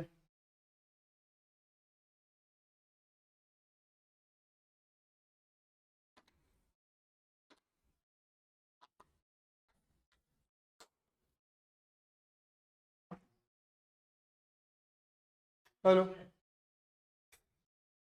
तो एक बार मैं क्या करता हूँ, मुझे पता नहीं है आवाज कहाँ से गई थी। यही है भाई, यही है। दबा दबा, बस बैठ जा। हाँ हाँ जी, मुझे पता नहीं है आवाज कहाँ से गई थी, तो मैं एक बार बोल देता हूँ। ठीक है, फटाफट फटाफट 5 मिनट के अंदर रिकॉल कर देता हूँ कि भाई कॉमन प्रोसेस है। कॉमन प्रोसेस में मैंने कॉस्ट मानी 1.5 लाख रुपए की हुई है। कॉमन प्रोसेस है, स्प्लिट होने पर दो प्रोडक्ट हमारे बाहर आ रहे हैं, प्रोडक्ट ए प्रोडक्ट बी। और हम प्रोडक्ट ए प्रोडक्ट बी को स्पीड ऑफ पॉइंट पर ही बेच सकते हैं 10 और 15 रुपए में। लेकिन अगर आप चाहो तो आप इसे फर्दर प्रोसेस भी कर सकते हो। अगर प्रोडक्ट ए की 6000 क्वांटिटी और प्रोडक्ट बी की 4000 क्वांटिटी जो निकली है, अगर आप इसे फर्दर प्रोसेस करोगे तो फर्दर प्रोसेसिंग कॉस्ट 10 और 15,000 आने वाली है। इसे पोस्ट सेपरेशन कॉस्ट भी कहते हो। और ए बन जाएगा सी और बी बन जाएगा डी प्रोडक्ट, ऐसा मान लेते हैं। और इसे हम बोलते हैं फाइनल स्टेज। मैं लिख भी देता हूँ, क्या बोलते हैं बेटे साहब इसे? Final stage. मतलब इसके बाद कुछ नहीं होना, जो होना है यही भी हो जाएगा, ये भी। ये तो पहले बेच लो या बाद में बेच लो, समझ गए? बात क्लियर हो गई? अब जब तुम यहाँ पर बेचोगे ए को सी बना के और बी को डी बना के, तो सेलिंग प्राइस 25 17 है और प्रॉफिट 5 और प्रॉफिट 1 रुपए का है। और सेलिंग डिस्ट्रीब्यूशन में 5 रुपए की कॉस्ट आ रही है और यहाँ 1 रुपए की कॉस्ट आ रही है। मेरी बात क्लियर होगी नहीं हो गई?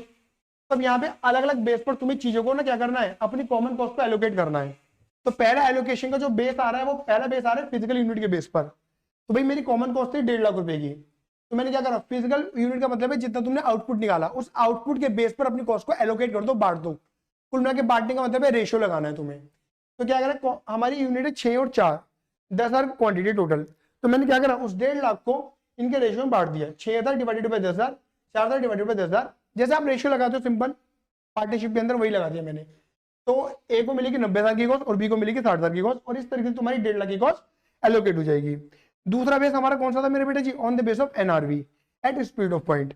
और मैंने आपको अपने लेक्चर में बताया था कि भाई एनआरवी स्पीड ऑफ पॉइंट से कैसे निकालते हैं। ठीक है ना? आपको ना एनआरवी निकालने के लिए यहां से फाइनल स्टेज से पीछे जाना है, हमेशा फाइनल स्टेज से पीछे की तरफ जाना है, तभी आपकी एनआरवी बाहर निकल कर आएगी। एनआरवी बाहर निकालने के लिए 3 चीजें माइनस कर देना।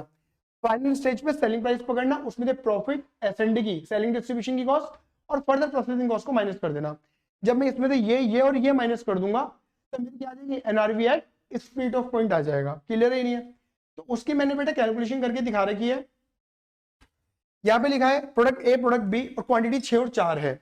और जब मैं एनआरवी निकालूंगा तो एनआरवी कैसे निकलेगी कि भाई एक यूनिट की सेलिंग प्राइस कितना है, 25 है, लिखा हुआ है मैंने एग्जांपल में, माइनस 5 रुपए का प्रॉफिट, माइनस 5 रुपए का एसएनडी की कॉस्ट। क्लियर नहीं है? तो जब मैं माइनस कर दूंगा, क्वांटिटी से मल्टीप्लाई कर दूंगा, एक अमाउंट निकल जाएगी, और उसमें मैंने ओवरऑल अपनी फर्दर प्रोसेसिंग कॉस्ट माइनस कर दी। देखो ये पर यूनिट था, इसे क्वांटिटी से मल्टीप्लाई करिए। ये पर यूनिट नहीं है, इसे क्वांटिटी से मल्टीप्लाई नहीं होगी। दिमाग लगा लेना, बुद्धि लगा लेना अपनी। क्लियर है नहीं है? ऐसे यहाँ पर भी क्या है, ये पर यूनिट था, ठीक है ना? पर यूनिट में से एसएनडी के और प्रॉफिट को माइनस करा, क्वांटिटी से मल्टीप्लाई करी, तो तुम्हारा ओवरऑल पता लग जाएगा, minus further processing cost overall. तो तुम्हारे एनआरवी निकल कर आ जाएगा 80 और 45। अब तुमने क्या करना है, जो तुम्हारी कॉमन कॉस्ट है 1.5 लाख रुपए की, उसे इसके रेशियो में बांट देना है। मतलब कॉमन कॉस्ट को बांटने के हमारे पास अलग अलग पैतरे होते हैं, और सबसे बेसिक तरीका तो वही होता है फिजिकल यूनिट। सबसे बेहतरीन और सबसे इजीएस्ट वे वही होता है, समझ गए? बाकी सबका अपना अपना माइंडसेट होता है। क्लियर ही नहीं है? थर्ड हमारा पॉइंट आता है कि किस बेस पे बांट सकते हो, वो है सेल्स वैल्यू या sales realisation at speed of point. अगर मैं प्रोडक्ट ए और बी को फर्दर प्रोसेस ना करूं और स्पीड ऑफ पॉइंट पर ही बेचूं, तो ए बिकेगा 10 का और बी बिकेगा 15 का। तो मुझे 10 और 15 का रेशियो लगा देना है, 10 और 15 का नहीं लगाना लाला जी। अब देखो यहां निकालेंगे सेल्स रियलाइजेशन, ये सेल्स वैल्यू, और वो कैसे निकालोगे आप बताओ? क्वांटिटी से मल्टीप्लाई करके। तो कितनी आएगी लाला जी, बोलना फटाफट है। इसका 60 आ जाएगा और इसका 15 चौका ये भी 60 ही आ जाएगा। क्लियर है नहीं है? तो ये टोटल कितना हो गया मेरे बेटे जी, 1:20। वैसे तुम्हें नजर आ ही रहा होगा 1:1 का रेशियो, हाँ ये ना। लेकिन फिर भी हम तो देसी भाषा में करेंगे, ठीक है ना? Joint cost allocation. मैं जॉइंट कॉस्ट को कैसे बांटूंगा? मेरी जॉइंट कॉस्ट कितनी है हरित बाबू? 1.5 लाख। मुझे 1.5 लाख को बांटना है, कैसे बांटूंगा? 1.5 लाख मल्टीप्लाई 60,000 डिवाइडेड बाय 1/20। फिर बोलो 1.5 लाख मल्टीप्लाई 60,000 डिवाइडेड बाय 1/20। भाई इक्वली बढ़ जाएगा कितना भैया? 75। ये आ गया 1:1 का रेशियो बन रहा है ना, ऐसे में नहीं आया। ठीक है, अब चौथा पैटर्न कौन सा होता है मेरे बेटे जी? आ जाओ, फोर्थ पैटर्न। चौथा मेथड हमारा self realisation at final stage. बेटा फाइनल स्टेज का मतलब क्या होता है? After further processing. समझ गए? देखा जाए ना, देखो टेबल तो सेम ही बनेगी, टेबल तो सेम ही बनेगी, मैं थोड़ा चेंज कर दूंगा।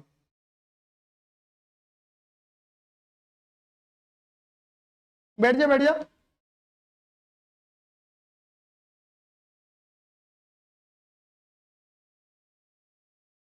थोड़ा चेंज कर दूंगा, देखो यहाँ पे है ना, यहाँ पे मैं लिखूंगा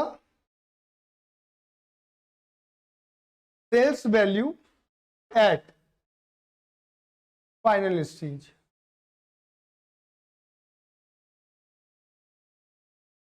सेल्स वैल्यू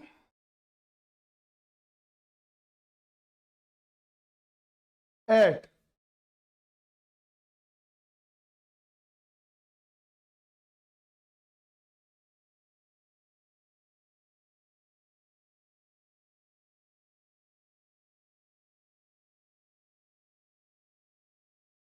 बताओ। अब तुमने यहाँ पे सेल वैल्यू क्या ली थी? इसकी कितनी थी? मल्टीप्लाई करो कितना? ये 1.5 लाख 68 है ना, टोटल करो 218 बांट दो, तो 1.5 lakh multiply 1.5 lakh divided by 268। समझ गए? 1.5 लाख मल्टीप्लाई 68 डिवाइडेड बाय 2,18,000। बोलो हाँ ये ना, बताओगे अमाउंट पहले वाली की? कोई बात नहीं, आने दो। 1,211 राउंड ऑफ कर गया। ठीक है, आगे बोलो। 4,6,7,8,9 आएगा 1.5 लाख। ये आया, ये हमारा फोर्थ मेथड है। समझ में आ रहा है? समझ में आ रहा है कैसे काम करना है हमें? ठीक। अब पांचवा मेथड क्या है? बोलो बोलो, पांचवा मेथड क्या है हमारा? Contribution method. कौन सा मेथड है मेरे बेटे जी? Contribution method. क्लियर है मेरी बात? क्लियर है भैया? अब देखो पहले वैसे तो देखो जी, कंट्रीब्यूशन का जो कॉन्सेप्ट है ना,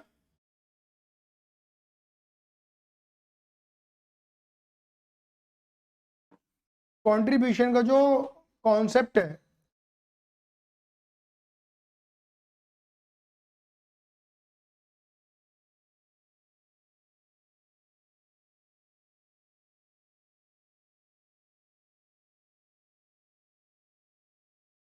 ये सब टोटल मेथड भी कह सकते हो।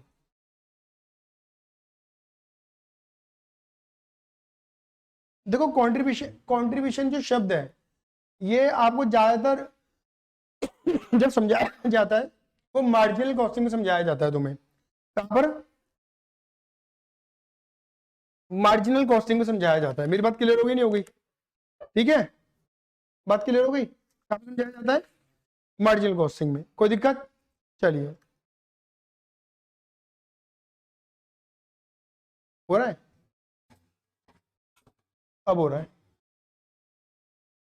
देखो पहले मैं ना तुम्हें कंट्रीब्यूशन के बारे में थोड़ा सा बताता हूं, फिर मैं थोड़ा आगे बढ़ूंगा। ठीक है, ज्यादा डेप्थ में जाऊंगा, डेप्थ में तो मैं मार्जिन में जाने वाला हूं। ठीक है, देखो कंट्रीब्यूशन का सिंपल एक फॉर्मूला होता है कि अगर आप सेल वैल्यू में से, ये सेलिंग प्राइस कुछ भी कह लो, सेलिंग प्राइस बोल रहा हूं तो दैट मीन मैं पर यूनिट बात कर रहा हूं, सेल वैल्यू बोल रहा हूं दैट मीन मैं ओवरऑल बात कर रहा हूं। ये बात क्लियर हो रही है सबको? दोनों शब्दों में अंतर क्लियर हो रहा है ना? सेलिंग प्राइस का मतलब होता है एक यूनिट का प्राइस, एक यूनिट कितने की बिकेगी। सेल वैल्यू का मतलब क्या है कि मेरी ओवरऑल यूनिट कितने की बिकेंगी। समझ गए ना मेरी बातों को आप? बहुत बढ़िया। तो यहाँ पर मैं कुछ भी लिख सकता हूँ। अगर मैं पर यूनिट बात करूंगा तो सेलिंग प्राइस बोलूंगा, और सेल वैल्यू बोलूंगा तो मैं ओवरऑल बात कर रहा हूँ। तो फिलहाल मैं सेलिंग प्राइस लिख रहा हूँ, पर यूनिट की बात कर रहा हूँ, ठीक है ना। अगर मैं सेलिंग प्राइस में से सिर्फ माइनस कर दूंगा क्या, वेरिएबल कॉस्ट, जोर से बोलो क्या माइनस कर दूंगा। तो बेटा ये ध्यान रखना, ये जो निकल कर आएगा which is called contribution, which is called contribution. बोलो हाँ या ना। अच्छा, तो कॉस्ट कितने तरीके की हुई है हमारे पास? एक तो होगी वेरिएबल, तो दूसरी कौन सी हो सकती है?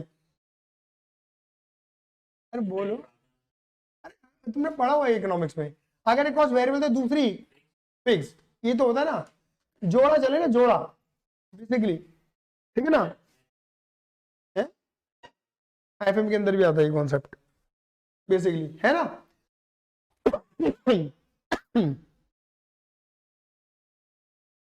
अब पॉइंट क्या है, बात समझना।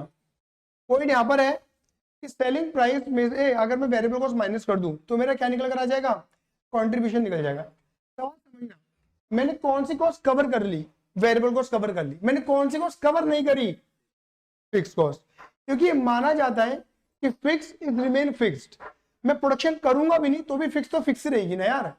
बोलो हाँ या ना। तो मुझे मार्जिनल कॉस्टिंग यही कहती है कि भाई किसी प्रोडक्ट से पहले उसकी वेरिएबल कॉस्ट कवर कर, यही है। अगर कोई प्रोडक्ट अपनी वेरिएबल कॉस्ट कवर कर रहा है, दैट मींस कवर करने का तुझे कुछ दे रहा है, तो दैट मींस वो प्रॉफिट दे रहा है। कंट्रीब्यूशन को एक तरह प्रॉफिट की तरह ही देखा जाता है, नहीं है कि एटलीस्ट वो इतना कंट्रीब्यूट कर रहा है जिससे तू प्रॉफिट को रिकवर, सॉरी प्रॉफिट कर अपनी फिक्स कॉस्ट को रिकवर कर पाएगा। कंट्रीब्यूशन को कंट्रीब्यूशन शब्द क्यों दिया गया, कंट्रीब्यूट कर रहा है क्योंकि वो किस चीज में, फिक्स कॉस्ट को कवर करने में। समझ गए? मतलब अगर मान लो किसी कंपनी के 5 प्रोडक्ट है, तो 5 प्रोडक्ट का 5 सेलिंग प्राइस अलग अलग होंगे भाई, 5 प्रोडक्ट के 5 सेलिंग प्राइस अलग अलग होंगे, और 5 प्रोडक्ट के 5 वेरिएबल कॉस्ट भी अलग अलग होंगी। इनके 5 प्रोडक्ट के 5 कंट्रीब्यूशन होंगे। इनकी पांचों प्रोडक्ट कंट्रीब्यूट कर रहे हैं कंपनी में, क्या कवर करें, उसकी फिक्स कॉस्ट कवर करने के लिए। कि कोई एक प्रोडक्ट तुम्हारी फिक्स कॉस्ट कवर नहीं कर सकता। आया सही में नहीं आया? क्लियर ही नहीं है? ये भी कहा जाता है, ये कहते हैं ना किस प्रोसेस को डिसकंटिन्यू कर दो, किस प्रोसेस को बंद कर दो बेसिकली। तो ये तुम्हें कंट्रीब्यूशन नेगेटिव दे रहा हूं, यानी मतलब जो अपनी वेरिएबल कॉस्ट से कवर नहीं कर रहा। वेरिएबल फिक्स तो बाद में होती है। देखो ऐसा होता है, अब सुनो ना, मान लो ये प्रोडक्ट नेगेटिव, ये प्रोडक्ट जो है ये वेरिएबल कॉस्ट कवर कर रहा है, मान के चलो कंट्रीब्यूशन 0 दे रहा होगा लेकिन वेरिएबल कॉस्ट तो कवर कर रहा है। कह रहे अगर कोई प्रोडक्ट अपनी वेरिएबल कॉस्ट कवर करता रहता है तो उस प्रोडक्ट को बनाते रहो, उसे बंद मत करो। क्लियर नहीं है? क्योंकि है कैसे हो जाएगा, वेरिएबल कॉस्ट कवर कर रहा है, बाकी फिक्स कॉस्ट अपनी 4 से कवर करो ना। ये कहा जाता है कि फिक्स कॉस्ट तो कवर करनी है ना, फिक्स कॉस्ट का बर्डन नहीं आने का इधर, इन पे डाल दो बर्डन। समझ गए? के बाद जो नीचे इंटरेस्ट वगैरह होगा, ऐसा जरूरी नहीं है, ऐसा जरूरी नहीं है भैया। ऐसा होता है कि कई बार क्या होता है कि आप मार्केट से आपकी लेबर कितने की पड़ रही है, आपके मटेरियल कितने के पड़ रहे हैं, ये डिपेंड करती है। तो आपकी कॉस्टिंग ज्यादा आ रही है मान के चलो आपके कॉम्पिटिटर के रेस्पेक्ट में। अब छोटे से एग्जांपल देता हूँ, मान के चलो कि जिस कंपनी के अंदर मैंने ऑडिट करा उस कंपनी के एमओयू साइन है रिलायंस के साथ, जहां से वो प्लास्टिक के दाने खरीदते हैं, अच्छी क्वालिटी के दाने खरीदते हैं। समझ गए? उनके एमओयू साइन है। एमओयू समझते हैं, मतलब ये बड़ी कंपनी कैसे माल बेचती हैं, ये छोटे वेंडर जितने भी इनके क्लाइंट होते हैं उनसे एमओयू साइन कराती हैं। एमओयू साइन का मतलब ये होता है कि अगर तुम मेरे पास से साल भर में इतना माल उठाओगे तो मैं तुम्हें इतना डिस्काउंट दे दूंगी। 3-3 4-4 करोड़ का डिस्काउंट है। हाँ, क्वांटिटी होती है एट टाइम वो 1-2% वो जो भी बैठे, और अगर नहीं उठाओगे तो भाई कोई डिस्काउंट नहीं है, रेट टू रेट। तो कॉस्टिंग करने के लिए बंदा क्या करेगा, एमओयू साइन करेगा नहीं करेगा, एमओयू साइन कर लेता है वो। और क्वांटिटी तो नहीं उठानी होती है, अगर क्वांटिटी नहीं उठाओगे तो तुम्हारा डिस्काउंट, समझ रहे हो। और डिस्काउंट बाद में आता है, पहले माल जाता है। पहले माल, ये सोचो, पहले माल जाता है, बिल बनता है, पूरे रेट पे बिल बनता है, डिस्काउंट रिबेट बाद में दी जाती है उन्हें। आया समझ में नहीं आया? ये चीज समझनी हमारे लिए बहुत ज्यादा जरूरी हो जाती है। क्लियर है ना? तो इसलिए कई बार क्या होता है कि कंपनी टू कंपनी वेरी करते हैं कि सामने वाले बंदे को जो कॉस्टिंग पड़ रही है वो कितने की पड़ रही है, हमें नहीं पता ना। और सामने वाला बंदा अपना सेलिंग प्राइस किसके अकॉर्डिंग डिसाइड करेगा? अपनी कॉस्ट के अकॉर्डिंग। भाई मेरी लागत इतनी पड़ रही है, इतना तो मुझे बेचना पड़ेगा ना यार, पड़ेगा ही पड़ेगा, समझिए ना। और मार्केट में कॉम्पिटिटर हालत खराब कर दे तो क्या कर लोगे तुम? ये वाली बात आ जाती है। आया समझ में नहीं आया? क्लियर है? यहाँ तक क्लियर है मेरी बात? तो आ जाओ। अब देखो यहाँ पे एक छोटा सा एग्जांपल दूसरा बनाते हैं जिससे तुम ये बात क्लैरिटी में लेकर आओगे। सपोज मान लो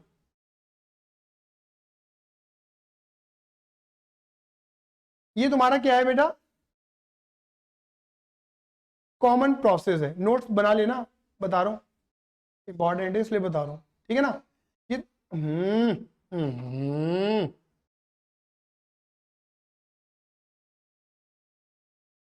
चलो, ये तुम्हारा कॉमन प्रोसेस है। अब कॉमन प्रोसेस में हरित बाबू क्या लगी? अभी तक तो मैं कॉमन कॉस्ट बता रहा था, बट अब मैंने कॉमन कॉस्ट को भी क्या कर दिया? तोड़ दिया। मैंने बोला वेरिएबल कॉस्ट तो लगी है मेरी कितनी? 1 लाख, है ना? और मेरी फिक्स कॉस्ट लगी है कितनी बेटा? 50,000। ये बात क्लियर हो गई? तो मेरी कॉमन कॉस्ट टोटल कितनी लगी है? 1.5 लाख। लगी तो 1.5 लाख ही है, समझ गए? समझ गए? आज तो यानी कि अगर देखा जाए, हाँ बच्चों, यानी कि अगर देखा जाए तो मुझे मेरी कॉमन कॉस्ट जहां मैं 1.5 लाख एक साथ बांट रहा था, इरेस्पेक्टिव ऑफ फिक्स है या वेरिएबल, बेसिकली, हाँ ये ना? तो यहां पर क्या है, कुल मिलाकर अब मुझे 2 कॉस्ट बांटनी है, वेरिएबल कॉस्ट भी और फिक्स कॉस्ट भी। बात क्लियर हो गई?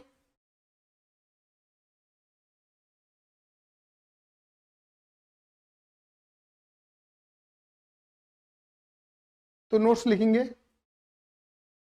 भाई आजा, भाई मत अटक, 2 मिनट रुक जाओ, हैंग हो गया।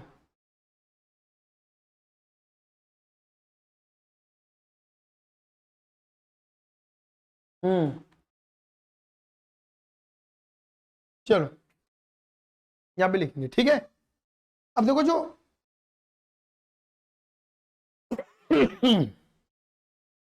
देखो हमारे कितने प्रोडक्ट थे? 2 प्रोडक्ट थे। कौन कौन से? प्रोडक्ट ए जिसका सेलिंग प्राइस मैंने 15 ले रहा हूं, यहाँ पर चेंज कर रहा हूं मैं, और प्रोडक्ट बी इसका सेलिंग प्राइस 10। क्वांटिटी मतलब पूरा चेंज नहीं कर रहा, कुछ भी कर लो, कोई दिक्कत नहीं है। मुझे तो जो दिख रहा है मैं वो लिख रहा हूँ, जो मैंने एग्जांपल बना रखी है, ठीक है?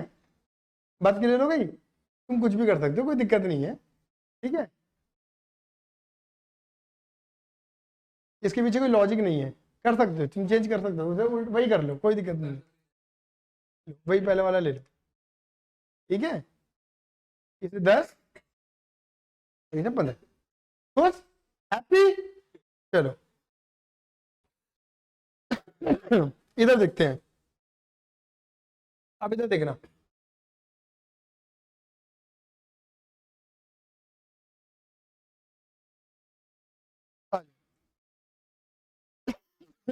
यहाँ लिखेंगे हम प्रोडक्ट, बताओ कौन कौन से हैं? ए और बी। यहाँ लिखेंगे इनकी क्वांटिटी, क्वांटिटी कितनी है? 6 और 4। बात क्लियर हो गई? ठीक है, बोलो हाँ या ना? ठीक है, यहाँ पे लिखेंगे वेरिएबल कॉस्ट। अब यहाँ पे लिखेंगे वेरिएबल कॉस्ट के बारे में थोड़ा सा, यहाँ लिखेंगे variable cost allocated on the basis of units of output. आपको हमेशा वेरिएबल कॉस्ट जो है ना वो आउटपुट के बेस पर ही एलोकेट करनी है। मैं एक बात तुम्हें पहले क्लियर कर दे रहा हूं, सुन लो मेरी बात। ये वाला मेथड तुम्हारा कहां पर अप्लाई होगा ये बस समझ लेना। जहां पर कॉमन प्रोसेस में, बोलो जहां पर कॉमन प्रोसेस में हमें वेरिएबल कॉस्ट और फिक्स कॉस्ट अलग अलग दी जाएगी। अगर मैं अपने पिछली बातों को बोलूं तो मैंने एक बात और बोली थी, अगर तुम्हें याद आई नहीं होगी लेकिन मैंने बोली तो थी। देखो ये रहा जॉइंट कॉस्ट। मैंने बोला था कि जॉइंट कॉस्ट में वेरिएबल कॉस्ट लेते हैं जबकि फिक्स कॉस्ट नहीं लेते हैं, लेकिन एक्सेप्शनली लेते हैं। एक्सेप्शनली अगर मान लेते हैं कि कोई कॉमन प्रोसेस है और उस कॉमन प्रोसेस में हमारी फिक्स लागत आती ही है, बेसिकली वेरिएबल के अलावा भी लागत आती है कॉमन प्रोसेस में, तो ये कहते हैं कि फिक्स कॉस्ट जो तुम्हारी वेरिएबल कॉस्ट है ना वो तो तुम्हारे आउटपुट के बेस पे चली जाएगी। क्योंकि ऑब्वियस बात है वेरिएबल कॉस्ट किससे वेरी करती है, यूनिट के अकॉर्डिंग। अगर एक यूनिट प्रोडक्शन बढ़ेगा तो वेरिएबल कॉस्ट बढ़ जाएगी। जैसे तुमने पढ़ा होगा ना इकोनॉमिक्स में मार्जिनल कॉस्ट, तो मार्जिनल कॉस्ट होती क्या है, मार्जिनल कॉस्ट होता ही वेरिएबल कॉस्ट है कि by producing one more unit of output, जब तुम एक यूनिट और बढ़ाओगे तो जो कॉस्ट बढ़ जाएगी वही तो मार्जिनल कॉस्ट है जिसे हम वेरिएबल। और कौन सी कॉस्ट बढ़ती है, फिक्स तो वही रहती है, वेरिएबल तो बढ़ती है। इसलिए कहते हैं कि जो वेरिएबल कॉस्ट होती है ना उसे तुम आउटपुट के बेस पे बांटोगे। किस बेस पे बांटोगे, आउटपुट। आउटपुट कितना तुम्हारा 6 और 4। मेरी बात क्लियर हो गई। तो बेटा जी हाँ जी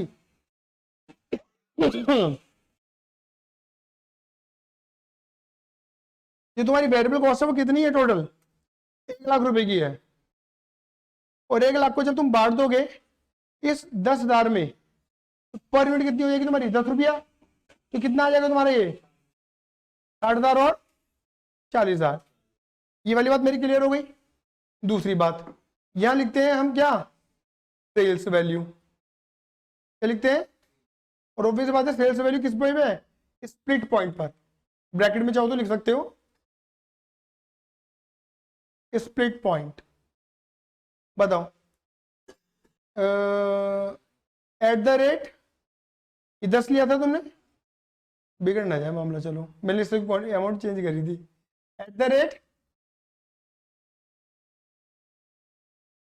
बिगड़ जाएगा, बता दूंगा। अगर मैंने 10 पे लिया ना तो तुम्हारी सेलिंग वैल्यू पे कितना आ जाएगा, सेल्स वैल्यू 10 से 60,000 आ जाएगा। और वैल्यू ऑफ कितनी आ रही है 60, ये कितना हो जाएगा, कंट्रीब्यूशन 0 हो जाएगा। और कंट्रीब्यूशन 0 होने, देखो चलो मैं दोनों तरीके से सॉल्व कर रहा हूँ, बात क्लियर होगी बच्चों। अभी ये बच्चे मुझसे ना क्या कर रहे हैं, जबरदस्ती करवा रहे हैं। ये मुझसे जबरदस्ती करवा रहे हैं कि इनको लग रहा है मास्टर पता नहीं कुछ खेरा फेरी कर रहा है, ठीक है ना। होता यही है ना, 12वीं तक क्या होता है बच्चे बड़े भोले भाले से होते हैं, टीचर ने जो पढ़ा दिया ठीक है, उसके बाद दिमाग लगाना शुरू कर देते हैं। तो मैं अभी ये जबरदस्ती करवा रहे हैं तो मैं इनकी जबरदस्ती को फॉलो कर रहा हूँ, बाद में मुझे जो करना है मैं अपनी मन मर्जी भी करूंगा, समझ गए। तो इसी को मैं 2 तरीके से सॉल्व कर दूंगा तुम्हें। अगर मान लो मैं सेलिंग प्राइस 10 और 15 ले रहा हूँ, जो तुमने मुझे जबरदस्ती करवाया है, तुम मुझ पर अत्याचार जो कर रहे हो, अब मल्टीप्लाई करो सेल वैल्यू कितनी निकलेगी 60, और यहाँ पे कितनी आएगी, ये भी 60 ही आएगी। सही बात है ना, ठीक है। और बेटा बताओ मैंने कंट्रीब्यूशन कितना बोला था, कंट्रीब्यूशन का मैंने मीनिंग क्या बताया था, अगर मैं सेल वैल्यू में से क्या माइनस कर दूंगा, वेरिएबल कॉस्ट। करना जरा माइनस, ये सेल माइनस वेरिएबल कॉस्ट, ये कितना आ गया 0 है ना। और 60 में से 40 माइनस कर दूंगा तो कितना आ जाएगा 20। तो क्या इसका एनालाइजिंग क्या आ रहा है कि एक तरीके से प्रोडक्ट ए से तो कोई कंट्रीब्यूशन नहीं है और प्रोडक्ट बी से कंट्रीब्यूशन है। बात क्लियर होगी नहीं हो गई, ठीक है? कुछ भी कर लो कोई दिक्कत नहीं है, अब तो कुछ भी बोलोगे तुम, अब पहले जबरदस्ती करवाई मुझसे, ठीक है। ये टोटल कंट्रीब्यूशन कितना आ गया 20। अब तुम्हारी फिक्स कॉस्ट कितनी है ये बताओ, ओवरऑल तुम्हारी फिक्स कॉस्ट है 50,000 रुपए। अब तुम्हें 50,000 को क्या करना है, बांटना है। ऑफ कोर्स यहाँ पे कितनी आएगी, लो मैं इसे भी सॉल्व कर देता हूं, बताओ कैसे बढ़ेगी, 50,000 इंटू 0 डिवाइडेड बाय 20, ऑटोमेटिक कितना निकलेगा, ये 0 तो आएगा। और यहाँ कितना निकलेगा 50,000 मल्टीप्लाई 20 डिवाइडेड बाय 20, तो यानी कि पूरे फिक्स कॉस्ट का जो बर्डन है वो किस पे जाएगा, बी पे जाएगा। हालांकि मैंने समझा भी दिया था तुम्हें कि जो कंट्रीब्यूट कर रहा है फिक्स कॉस्ट का बर्डन उसको ही दे देना। आया समझ में नहीं आया, क्लियर ही नहीं है, ये पॉइंट निकलता है। अब मैं बार बार यहाँ पे चेंज क्यों करना चाह रहा था, वो पॉइंट यही था कि एटलीस्ट यहाँ कुछ फिगर आ जाए, समझ गए, क्लियर है। तो यहाँ पे पहले नोट बना लेते हैं जो हमने अभी तक सॉल्व करा। वो नोट ये बना तुम्हारा, नोट ये बना कि फिक्स कॉस्ट allocated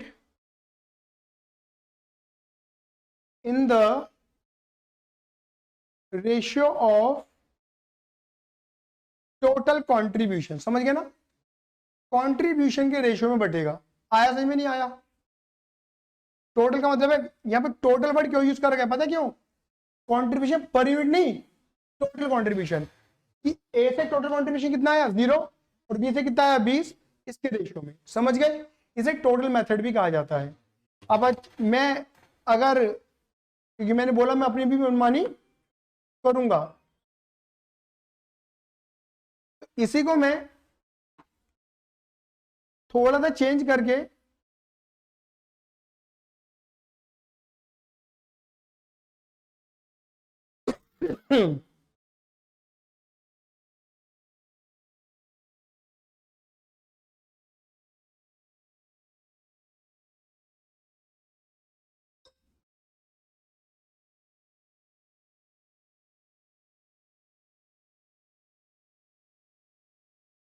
मैं यहाँ पे लेना चाह रहा था 15, यहाँ पे लेना चाह रहा था 10, तो यहाँ पे मेरा आ जाएगा 15 सिक्का 90 और यहाँ पे आ जाएगा मेरा 40 साहब, समझ गए। तो मेरा टोटल कॉन्ट्रीब्यूशन निकल जाएगा यहाँ से, ठीक है, नीचे वाला 0 हो जाएगा। हटाओ इसे, मेरी मनमानी भी ना चल पा रही ना, 15 मत लो, कोई बात नहीं, बढ़ा लो थोड़ा सा, वही जो नहीं बोला 12 चौक 48। अभी कितना आ गया तुम्हारा, इसकी तो जरूरत भी नहीं है हमें,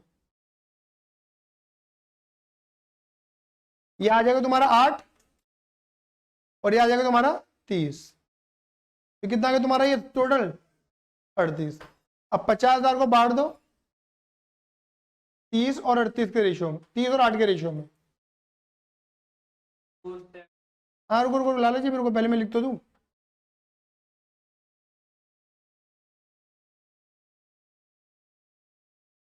आया, बोले बेटे सर क्या आया, 39474। आगे कोई पॉइंट छोड़ दो ना, आगे बोलो। 10,500 आया, आसान था, मतलब कुल मिला के आप ही लगा लेना। बस ये वाला जो मेथड है ये एक एक्सेप्शन मेथड है या है, बहुत आसान है ना, कुछ नहीं है इसमें, एलोकेशन का ही मेन काम है,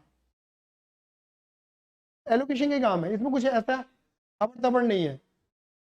मेरी बात समझ गए आप। तो कॉमन प्रोसेस में ये मेथड तभी लगता है जब कॉमन प्रोसेस में क्या मिलेगी हमें, फिक्स कॉस्ट और वेरिएबल। वेरिएबल हमें बटनी किस पे है, फिजिकल क्वांटिटी के बेस पर, और फिक्स पे बांटोगे कंट्रीब्यूशन के बेस पर। क्लियर है, कंट्रीब्यूशन कैसे निकालोगे, sale value minus variable cost, total contribution निकालने, कंट्रीब्यूशन पर यूनिट नहीं निकालना। मेरी बात क्लियर हो गई, क्लियर है, समझ में आया बच्चे। तो ये हमारे ज्वाइंट कॉस्ट के एलोकेशन खत्म हो जाते हैं, बात क्लियर हो गई। आगे चले, कोई बात नहीं, आगे बढ़े। देखो इसमें किस वेरिएंट के क्वेश्चन आ सकते हैं, एक तो मैंने बता दिया कॉमन तुम्हें दिख रहा है एलोकेशन।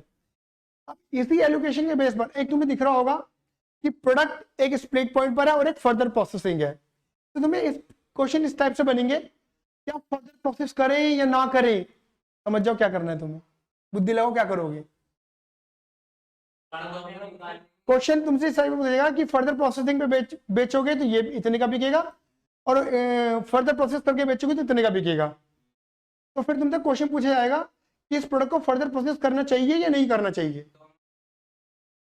कुल मिला के प्रॉफिट कंपेयर करना है हमें, सही बात में, आसान भाषा में तो यही है। अब इसकी प्रेजेंटेशन तुम कैसे करते रहना, समझ गए। मतलब इसी क्वेश्चन में 4 तरह के क्वेश्चन बनेंगे, चारों प्रेजेंटेशन अलग अलग हो जाएंगी। हालांकि इसकी प्रेजेंटेशन 2 तरीके से होती है, तुम कैसे कर देना। मैंने क्या बोला था तुम्हें कि स्पॉट पर तुम्हारा दिमाग जैसा चलेगा तुम्हें वैसी प्रेजेंटेशन देनी है। आंसर सही आता है बेटा, कोई दिक्कत नहीं आती, हमें अपने एनालाइज करना है यहाँ पर, समझे। कॉस्टिंग में सबसे बड़ी बात ये होती है कि हमें दिमाग थोड़ा अपना लगाना होता है कि मैं प्रेजेंटेशन कैसे देना चाहता हूँ।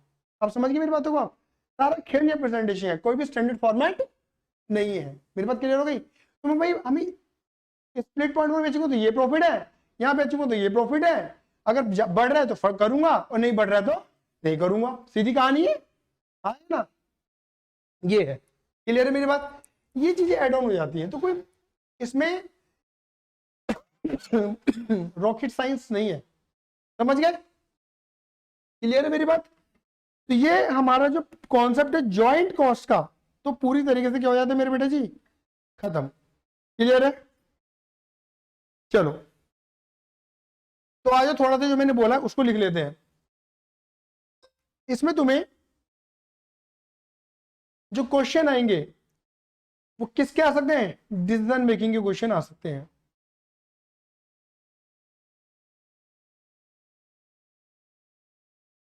किसके क्वेश्चन आएंगे मेरे बेटा, बोलो फटाफट से। डिसीजन मेकिंग के क्वेश्चन। और डिसीजन मेकिंग का सबसे बड़ा क्वेश्चन तो मैंने जो बताया आपको, क्या, either either further processing, do और नॉट।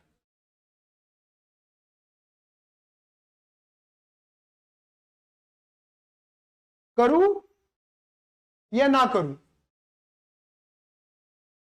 बे।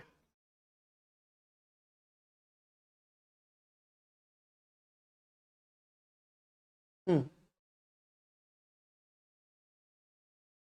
करूं या ना करूं। क्लियर है, बात क्लियर हो गई। चलो मैं तुम्हारे आगे एक एग्जांपल बनाता हूं तो तुम ही जवाब दे देना, ठीक है।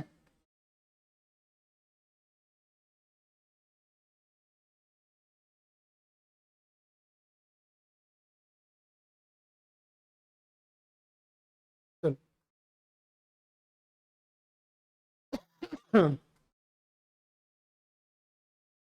थोड़ा ऊपर वाले एग्जांपल को हम बेस मानेंगे, ठीक है। देखो जैसे यहां पर हमारा प्रोडक्ट ए निकला था, स्प्लिट ऑफ पॉइंट है हमारा।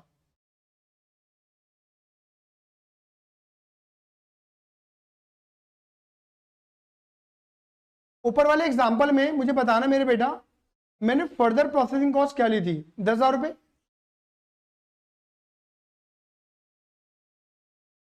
ऐसे था। प्रोडक्ट ए की मेरी क्वांटिटी कितनी थी, 6,000।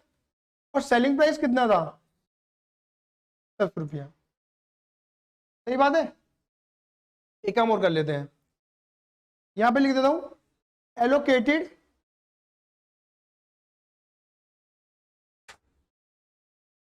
Common cost. क्लियर है। ये इसकी जरूरत ऐसे मुझे पड़ेगी नहीं, छोड़ दो, ये ले लेते, चलो मैं इसके अकॉर्डिंग कर दूंगा।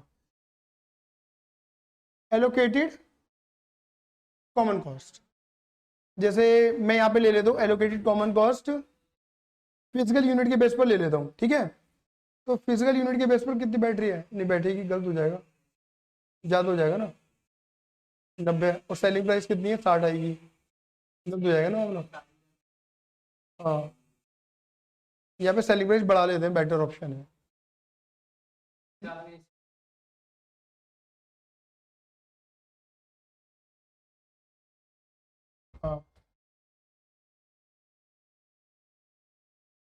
नहीं ऐसा नहीं, मैं मानने के लिए कुछ भी मान लो, एग्जाम्पल ही तो ले रहा हूँ। दे दे एग्जाम्पल ही रहा हूँ मैं तुम्हें, किताबों में कुछ भी हो सकता है एग्जाम्पल में। चलो एक काम करते हैं, जैसे 20 ले लेते हैं और एलोकेटेड कॉमन कॉस्ट ऐसे ही मान लेते हैं 50,000 रुपये। इमेजिनरी फिगर है, सच्चाई मत लेना इसमें, कोई बात नहीं, अब तू चुप रहा है, ठीक है। बात क्लियर हो गई। ये अब इसे फर्दर प्रोसेस करूंगा तो प्रोडक्ट ए क्या बन जाएगा, प्रोडक्ट सी। और यहाँ पर जो सेलिंग प्राइस होगा, सपोज मान लेते हैं वो हो जाता है 40 रुपीज या 35 कर लेते हैं, चलो 35। बात क्लियर हो गई? क्लियर है ये नहीं है? अब यहां पर ना ये पूछा गया है कि बताइए आप यहां से यहां जा रहे हो, फर्दर प्रोसेस कर रहे हो, तो आपको फायदा है या नहीं है? अच्छा, सेलिंग प्राइस में 2 ले लेता हूं और एक और ले लेता हूं सेलिंग प्राइस, सपोज मान लेता हूं 25 रुपया। ठीक है, बात क्लियर हो गई? हाँ, चलो। अब देखो, अगर मैं आसान भाषा में समझाना चाहूँ, पहले मैं आसान भाषा में लेके चलता हूँ, जो बहुत बच्चे जल्दी से डाइजेस्ट कर जाते हैं।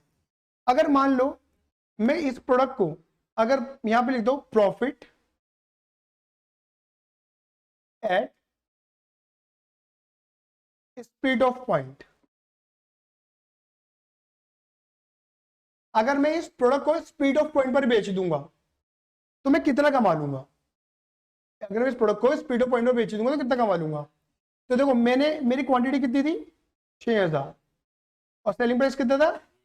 तो कितना हो गया? 1/20 का मेरी क्या आ गई? सेल्स आ गई। माइनस कर दूंगा, स्पीड ऑफ पॉइंट में कॉमन कॉस्ट थी, तो मेरी कॉमन कॉस्ट जो एलोकेट हो रही है वो कितनी थी? 50,000। तो टेक्निकली मैं कितना कमा रहा हूं? 70 का मेरा प्रॉफिट आ रहा है। आया समझ में नहीं आया? चलो एक काम करते हैं, फिर यहां पे लिखूंगा प्रॉफिट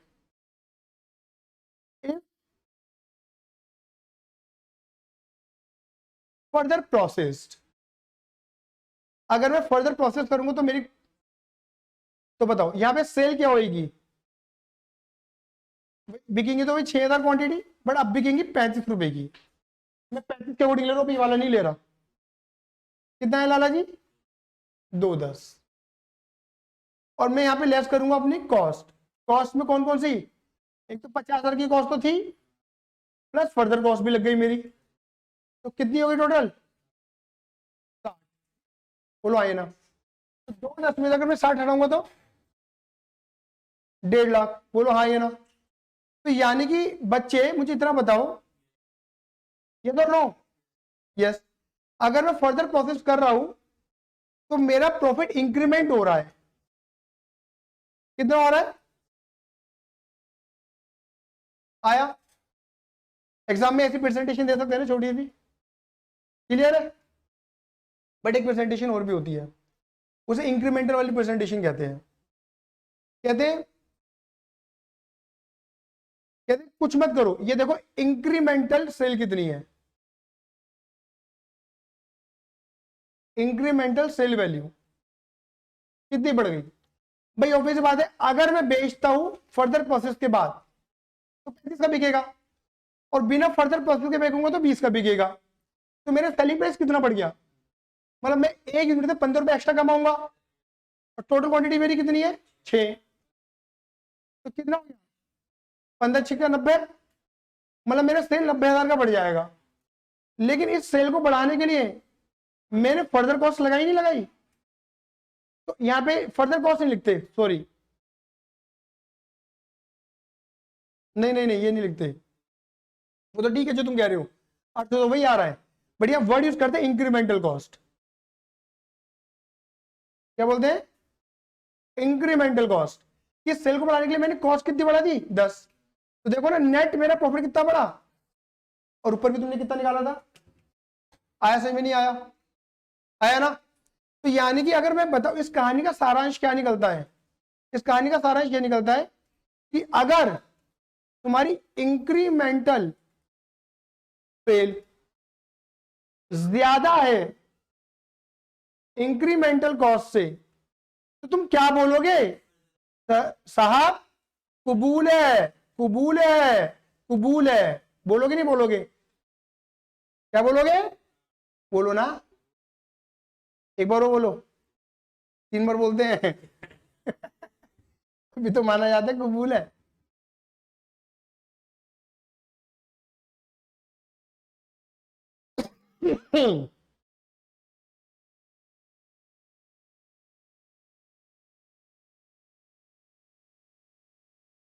आ गया? अब इसी लॉजिक को तुम यहां लगाना जरा,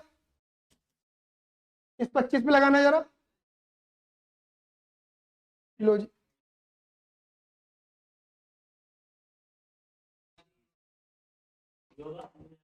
हो जाएगा ना?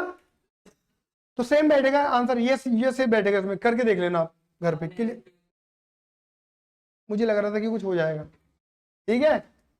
ये गहराई में धर रहा आदमी, मैं बता रहा हूँ। ठीक है। आ गया? मेरी बात क्लियर हुई है?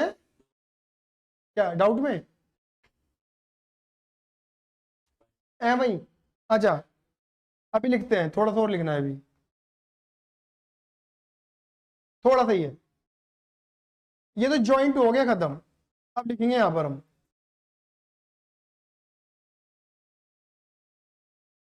यहां लिखते हैं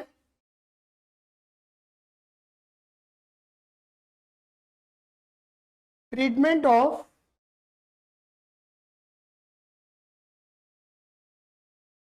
by product, treatment of by product.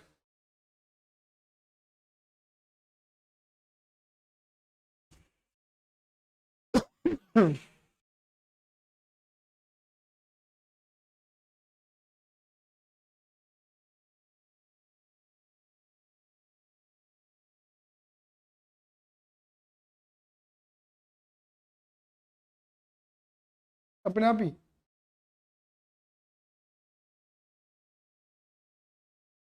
चल, ट्रीटमेंट ऑफ बाय प्रोडक्ट लिखते हैं, चलो देखो।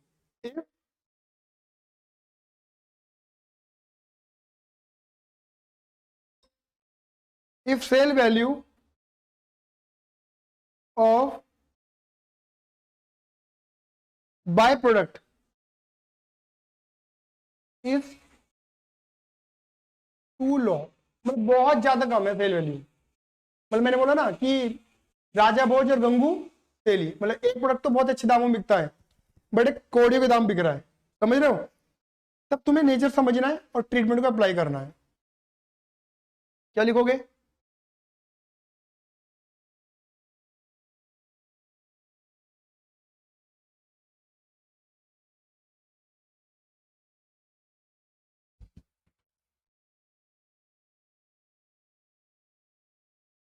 हाँ जी लिखो।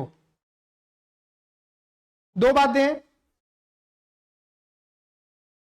क्रेडिट मतलब इनकम तो है ही इन कॉस्टिंग पीएनएल, या तो आप इसे अपनी नॉर्मल एक एबनॉर्मल इनकम मान लो और सीधा पीएनएल में डाल दो, समझ गए?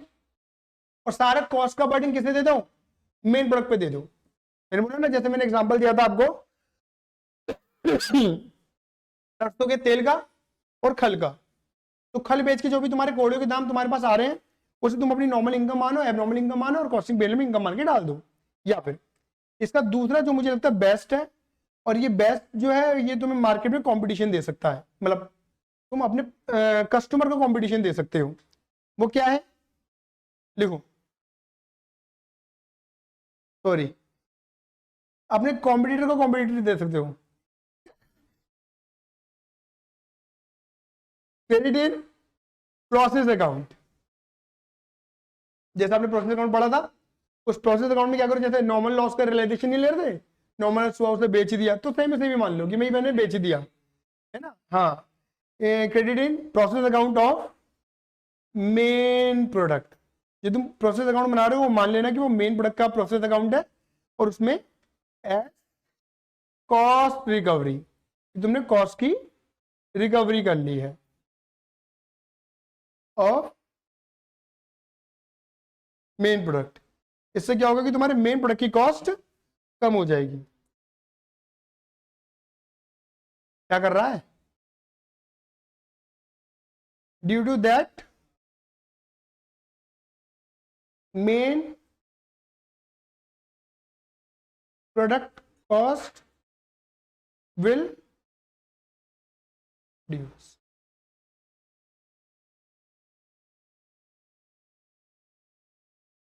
आ गया?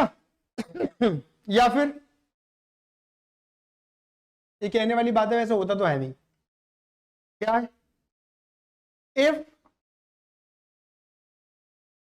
Cell value of by product